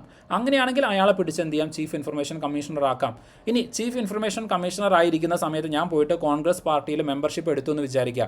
ആ സാഹചര്യത്തിൽ എൻ്റെ ആ സ്ഥാനം നഷ്ടപ്പെടുകയും ചെയ്യും. ഡിസ്ക്വാളിഫൈഡ് ആവാനുള്ള സാധ്യതയല്ല, ഡെഫിനറ്റ്ലി ഞാൻ ഡിസ്ക്വാളിഫൈഡ് ആവും. അപ്പോൾ അതും കൂടെ എന്ത് ചെയ്യണം, ഓർത്ത് വയ്ക്കണം. അതുപോലെ തന്നെ എന്ത് വരുന്നുണ്ട്, carry on any business or profession. അതായത് ഈ പറയുന്ന ചീഫ് ഇൻഫർമേഷൻ കമ്മീഷണർ ആയിക്കൊണ്ട് നിൽക്കുന്ന സമയത്ത് തന്നെ ഞാൻ സ്വന്തമായിട്ട് വേറെ ബിസിനസ് ചെയ്യാൻ പോവാണ്. അത് ജനറലായിട്ടുള്ള ഒരു ഗവൺമെൻറ് സർവൻസിനും പറ്റില്ല. ഒരു ഗവൺമെൻറ് സർവീസിലിരിക്കുന്ന സമയത്ത് അവർക്ക് പോയിട്ട് വേറെ പ്രൈവറ്റ് ആയിട്ടുള്ള ബിസിനസ് കാര്യങ്ങളൊന്നും ചെയ്യാൻ വേണ്ടിയിട്ട് സാധിക്കില്ല. അപ്പോൾ അത്തരം കാര്യങ്ങളും ഇവിടെ ചെയ്യരുതെന്ന് കൃത്യമായിട്ട് എന്ത് ചെയ്യുന്നുണ്ട്, ഈ നിയമത്തിൽ പറയുന്നുണ്ട്. അതൊന്ന് ഓർത്ത് വയ്ക്കാം. ഓക്കെ, അപ്പോൾ ഇത്രയും കാര്യങ്ങൾ വന്നു കഴിഞ്ഞാലാണ് സാധാരണ എന്ത് ചെയ്യുന്നത്, ഇതിൻ്റെ പരിധിയിൽ നിന്ന് നമ്മൾ ഒരാളെ ഡിസ്ക്വാളിഫൈ ചെയ്ത് പുറത്താക്കുന്നത്. ഓക്കെ, അപ്പോൾ ജനറലായിട്ട് അങ്ങനെ എന്ത് ചെയ്താൽ മതി, മനസ്സിലാക്കി വെച്ച് കഴിഞ്ഞാൽ മതി. Okay, yes. ഇനി അടുത്ത കൺസെപ്റ്റിലേക്ക് പോവാം. അടുത്തതാണ് tenor and service condition. Okay, ഈ സ്ഥാനത്ത് ഇരിക്കുന്ന സമയത്ത് അവർക്ക് ടെനർ പ്രൊട്ടക്ഷൻ ഉണ്ട്. അപ്പോൾ നമ്മൾ നോക്കുകയാണെങ്കിൽ ഇലക്ഷൻ കമ്മീഷൻ, അതുപോലെ തന്നെ ഹൈക്കോടതി ജഡ്ജ്, സുപ്രീം കോടതി ജഡ്ജ്, UPSC ഇവർക്കൊക്കെ ഒരു ടെനർ ഉണ്ട്. അതുപോലെ തന്നെ ഇത്ര വയസ്സായാൽ മാത്രം റിട്ടയർ ചെയ്താൽ മതി എന്നൊരു സമയപരിധി കൊടുത്തിട്ടുണ്ട്. അപ്പം 2005 ഈ പറയുന്ന RTI ആക്ട് വരുന്ന സമയത്ത് ഇവർക്ക് ടെനർ പ്രൊട്ടക്ഷനൊക്കെ ഉണ്ടായിരുന്നു, 5 വർഷത്തെ ടെനർ പ്രൊട്ടക്ഷനൊക്കെ ഉണ്ടായിരുന്നു.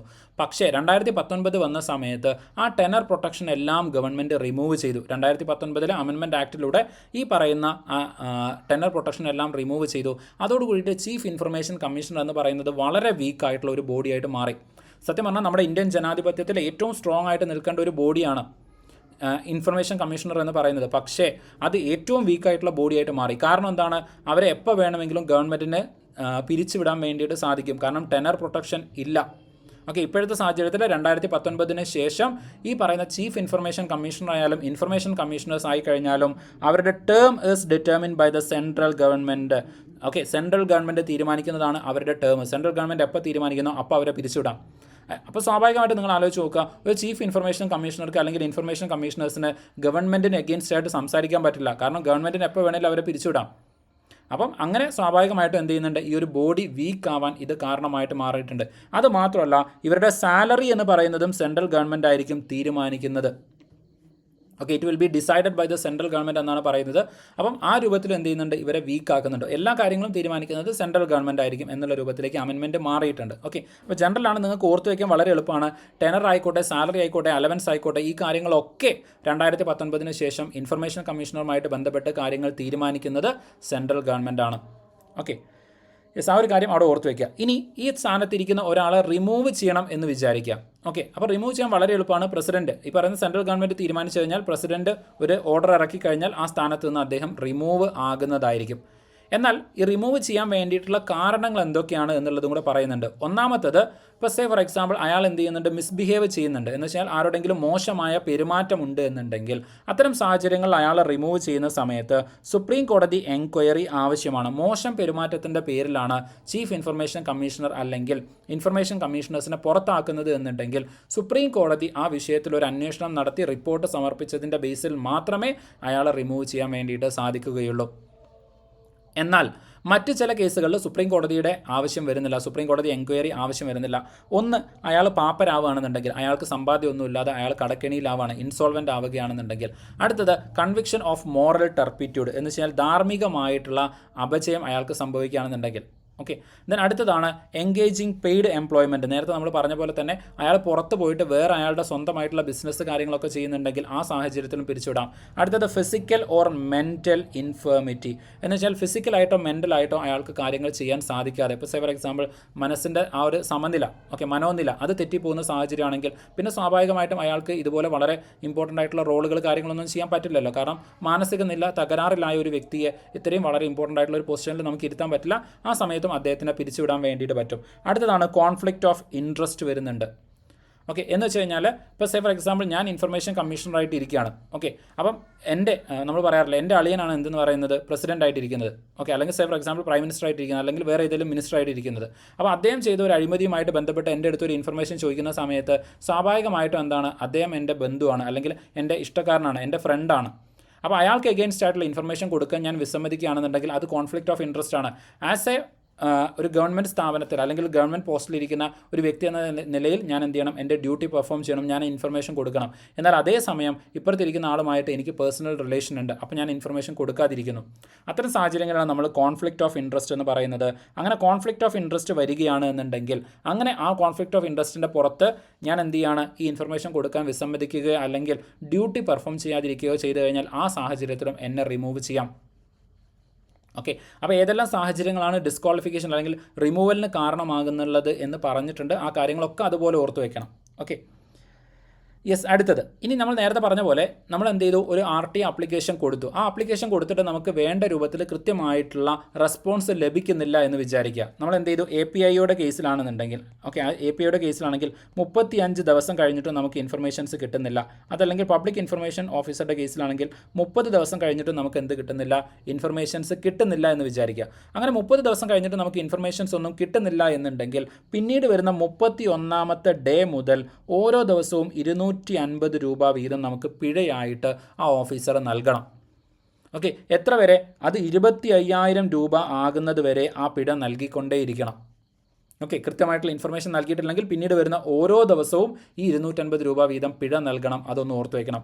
അത് ഏതെല്ലാം കേസിലാണ്, ഒന്ന് ഡിലേ വന്നു കഴിഞ്ഞാൽ, ഓക്കെ ഈ പറയുന്ന പബ്ലിക് ഇൻഫർമേഷൻ ഓഫീസർ അതിൽ കാലതാമസം വരുത്തുകയാണെന്നുണ്ടെങ്കിൽ, അടുത്തത് തെറ്റായ ഇൻഫർമേഷൻസ് ആണ് നൽകുന്നത് എന്നുണ്ടെങ്കിൽ, അതല്ലെങ്കിൽ ഈ വിവരങ്ങൾ നൽകാൻ വേണ്ടിയിട്ട് റെഫ്യൂസ് ചെയ്യുകയാണ്, അതായത് ഈ വിവരങ്ങൾ ഞാൻ നൽകില്ല എന്ന് പറയുകയാണ്, അത് നിങ്ങൾക്ക് നൽകില്ല എന്ന് പറയുകയാണെങ്കിൽ, ഈ 3 സാഹചര്യത്തിലായാലും ഈ പറയുന്ന 250 രൂപ പിഴ ഓരോ ദിവസം വെച്ച് നമുക്ക് ലഭിക്കുന്നതായിരിക്കും. Okay, yes. ദെൻ അടുത്തത്, ഇനി 2019 അമെൻമെൻ്റ് ആണ് നമ്മൾ നോക്കാൻ വേണ്ടിയിട്ട് പോകുന്നത്. ഇപ്പോൾ നിങ്ങൾക്ക് തന്നെ അറിയാവുന്ന കാര്യമാണ്, 2019 അമെൻമെൻറ്റിൽ പല കാര്യങ്ങളും മാറ്റം വരുത്തിയിട്ടുണ്ട്. അപ്പോൾ അത് ഓർത്ത് വയ്ക്കാൻ വളരെ എളുപ്പമാണ്. ഇപ്പോൾ എല്ലാ കാര്യങ്ങളും തീരുമാനിക്കുന്നത് സെൻട്രൽ ഗവൺമെൻറ് ആണ്. ഓക്കെ, ഇപ്പോൾ ടെനർ പ്രൊട്ടക്ഷൻ ആയാലും സാലറി ആയാലും എല്ലാം decided by the central government ആണ്. എന്ന് വെച്ച് കഴിഞ്ഞാൽ ഈ ഇൻഫർമേഷൻ കമ്മീഷൻ്റെ ആ ഒരു ഇൻഡിപെൻഡൻസ്, നിഷ്പക്ഷ സ്വഭാവം എന്ന് പറയുന്നത് ഇല്ലാതാവുകയാണ് ഇതിലൂടെ സംഭവിച്ചത്. എന്ന് വെച്ചാൽ സെൻട്രൽ ഗവൺമെൻറ്റുമായിട്ട് നിങ്ങൾക്ക് ഒരു അനുകൂലമായിട്ട് നിൽക്കാൻ പറ്റുമെങ്കിൽ, സെൻട്രൽ ഗവൺമെൻറ്റിൻ്റെ കാര്യങ്ങൾ അല്ലെങ്കിൽ സെൻട്രൽ ഗവൺമെൻറ്റിനോട് ചേർന്ന് നിൽക്കാൻ പറ്റുമെങ്കിൽ നിങ്ങൾക്ക് ഇൻഫർമേഷൻ കമ്മീഷണറായിട്ട് തുടരാം, അല്ലെങ്കിൽ നിങ്ങൾക്ക് തുടരാൻ പറ്റില്ല എന്ന് പറയുന്ന ഒരു സാഹചര്യമാണ്. നിഷ്പക്ഷമായിട്ട് ഇപ്പോൾ ഇലക്ഷൻ കമ്മീഷനോ അല്ലെങ്കിൽ മറ്റുള്ള ബോഡീസോ നിൽക്കുന്ന പോലെ നിഷ്പക്ഷമായിട്ട് നിൽക്കാൻ സാധിക്കില്ല. ഓക്കെ, ഞാൻ പറഞ്ഞത് തിയററ്റിക്കലായിട്ടുള്ള കേസാണ്. ഇപ്പോൾ ഈവൻ ഇലക്ഷൻ കമ്മീഷൻ്റെ കേസ് പോലും നിങ്ങൾക്കറിയാം, ലൈക്ക് ഒരുപാട് പ്രശ്നങ്ങൾ കിടക്കുന്നുണ്ട്. ഓക്കെ, അപ്പോൾ ഭരണഘടനാപരമായിട്ട് ഒരു ഇൻഡിപെൻഡൻസ് വേണമെങ്കിൽ അവിടെ നിൽക്കാൻ വേണ്ടിയിട്ടുള്ള ഒരു പ്രൊവിഷൻ ഉണ്ട്. അതുപോലും ഈ പറയുന്ന ചീഫ് ഇൻഫർമേഷൻ കമ്മീഷണറുടെ കേസിലേക്ക് വരുന്ന സമയത്ത് ഇല്ല എന്നുള്ളത് ഓർത്ത് വയ്ക്കുക. കാരണം ഗവൺമെൻറ് തീരുമാനിക്കുന്ന പോലെയാണ് കാര്യങ്ങൾ. അങ്ങനെ എന്ത് ചെയ്തിട്ടുണ്ട്, മാറ്റം വരുത്തിയിട്ടുണ്ട്. ഓക്കെ, അപ്പോൾ അമെൻമെൻറ്റ് വളരെ എളുപ്പമാണ്. എന്തെല്ലാം മാറ്റങ്ങൾ വരുത്തി എന്നുള്ളത് എല്ലാം ഇനി മുതൽ തീരുമാനിക്കുന്നത് സെൻട്രൽ ഗവൺമെൻറ് ആയിരിക്കും എന്ന് ഓർത്ത് വെച്ചാൽ മതി. Okay, yes. ഇനി നമ്മൾ ആദ്യം തുടക്കത്തിൽ പറഞ്ഞ പോലെ തന്നെ സിഗ്നിഫിക്കൻസ് ഓഫ് ദി RTI ഇതിൻ്റെ ബേസിൽ എന്തെങ്കിലും ചോദ്യം വരികയാണെന്നുണ്ടെങ്കിൽ അതിൽ വരുന്ന ഇമ്പോർട്ടൻ്റ് ആയിട്ടുള്ള കീവേഡ്സ് നിങ്ങൾ ശരിയായിട്ട് എടുക്കേണ്ട ചില കീവേഡ്സ്, ഒന്ന് നമ്മുടെ ഡെമോക്രസി അല്ലെങ്കിൽ ജനാധിപത്യത്തെ അത് ശക്തിപ്പെടുത്തും. ഓക്കെ, കൃത്യമായിട്ട് RTI അല്ലെങ്കിൽ റൈറ്റ് ടു ഇൻഫർമേഷൻസ് നമ്മൾ ഇംപ്ലിമെൻറ്റ് ചെയ്യുകയാണെങ്കിൽ നമ്മുടെ ജനാധിപത്യ സംവിധാനം കൂടുതൽ ശക്തമാകുന്നതായിരിക്കും. അതുപോലെ തന്നെ citizens will be empowered, participatory governance ഉണ്ടായിരിക്കും, പങ്കാളിത്ത ഗവേണൻസ് സംവിധാനം നിലവിൽ വരുന്നതായിരിക്കും. അടുത്തതാണ് ആൻറ്റി കറപ്ഷൻ ടൂൾ, അഴിമതി ഇല്ലാതാക്കുന്നതിനുള്ള ഏറ്റവും ശക്തമായിട്ടുള്ള ആയുധമാണ് ഈ പറയുന്നത് ഓക്കെ RTI എന്ന് പറയുന്നത്.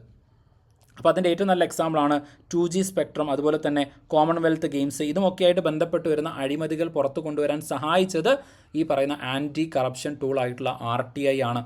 അടുത്തതാണ് അഡ്മിനിസ്ട്രേറ്റീവ് എഫിഷ്യൻസി. സ്വാഭാവികമായിട്ടും അഡ്മിനിസ്ട്രേറ്റീവ് എഫിഷ്യൻസി കൂടും. കാരണം നമ്മൾ തുടക്കത്തിൽ തന്നെ പറഞ്ഞിട്ടുണ്ടായിരുന്നു എല്ലാ റെക്കോർഡുകളും പ്രോപ്പറായിട്ട് കീപ്പ് ചെയ്യണം. അതാണ് പറയുന്നത് force record keeping and transparency. കാരണം ഏത് റെക്കോർഡ് എപ്പോഴും ആരാണ് ആവശ്യപ്പെടുക എന്ന് പറയാൻ പറ്റില്ല. അപ്പോൾ കൃത്യമായിട്ടുള്ള റെക്കോർഡ് നൽകേണ്ടതായിട്ട് വരും. അപ്പോൾ ഗവൺമെൻറ്റിൻ്റെ എല്ലാ കാര്യങ്ങളും കൃത്യമായിട്ട് റെക്കോർഡിക്കലാക്കി വെച്ചുകൊണ്ട് കൃത്യമായിട്ട് രേഖപ്പെടുത്തിയിട്ടായിരിക്കും ചെയ്യുന്നത്. അപ്പോൾ അതുകൊണ്ട് തന്നെ അഡ്മിനിസ്ട്രേറ്റീവ് എഫിഷ്യൻസി കൂടാൻ വേണ്ടിയിട്ട് സാധ്യതയുണ്ട്. ഓക്കെ, അപ്പോൾ ആ കാര്യങ്ങളൊക്കെ ജസ്റ്റ് ഒന്ന് ഓർത്ത് വയ്ക്കുക.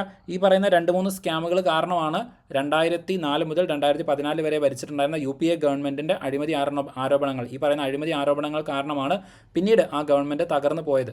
ഓക്കെ, പിന്നീട് BJP അധികാരത്തിലെത്താൻ കാരണമായിട്ടുള്ള വളരെ പ്രധാനപ്പെട്ട രണ്ട് കറപ്ഷൻസ്, അഴിമതികളാണ് ഈ പറയുന്ന 2G അതുപോലെ തന്നെ കോമൺവെൽത്ത് എന്ന് പറയുന്നത്. Okay, yes. അപ്പോൾ ഇത്രയും കാര്യങ്ങളാണ് നമുക്ക് RTIയുമായിട്ട് ബന്ധപ്പെട്ട് നിർബന്ധമായിട്ടും നിങ്ങൾ ഓർത്ത് വെക്കേണ്ട കാര്യങ്ങളെന്ന് പറയുന്നത്. ഓക്കെ, അപ്പോൾ RTIയുമായിട്ട് ബന്ധപ്പെട്ട് വളരെ കോംപ്രഹെൻസീവ് ആയിട്ടുള്ള ഒരു ഇൻഫർമേഷൻ നിങ്ങൾക്ക് കിട്ടിയിട്ടുണ്ടായിരിക്കും എന്ന് വിചാരിക്കുകയാണ്. ഇതുമൊക്കെ ആയിട്ട് ബന്ധപ്പെട്ട് വരുന്ന ക്വസ്റ്റ്യൻസ് നമ്മുടെ പ്രീവിയസ് ഇയർ ക്വസ്റ്റ്യൻ്റെ ക്ലാസ്സിൽ ഡിസ്കസ് ചെയ്തിട്ടുണ്ട്. അതും കൂടെ നിങ്ങൾ റെഫർ ചെയ്യുക. അതിൻ്റെ നോട്ട്സും ഷെയർ ചെയ്തിട്ടുണ്ട്. അതും കൂടെ നിങ്ങൾ എന്ത് ചെയ്യണം, ഇതിൻ്റെ കൂടെ തന്നെ റെഫർ ചെയ്യണം. ഇനി അതിൻ്റെ ഭാഗമായിട്ട് വരുന്ന, അതിൻ്റെ സെക്കൻഡ് പാർട്ടായിട്ട് വരുന്ന കുറച്ച് കാര്യങ്ങളും കൂടെ വരുന്നുണ്ട്. അതിൻ്റെ നോട്ടും കൂടെ നിങ്ങൾക്ക് ഷെയർ ചെയ്യുന്നതായിരിക്കും. അത് നിങ്ങൾ തീർച്ചയായിട്ടും റെഫർ ചെയ്ത് പഠിക്കണം. ഓക്കെ, സോ ഇത്രയും കാര്യങ്ങളാണ് വരുന്നത്. So wish you everyone all the best. എല്ലാവരും നന്നായിട്ട് പഠിക്കാൻ വേണ്ടിയിട്ട് ശ്രമിക്കുക. So take rest, take study well and wish you everyone all the best. Good night.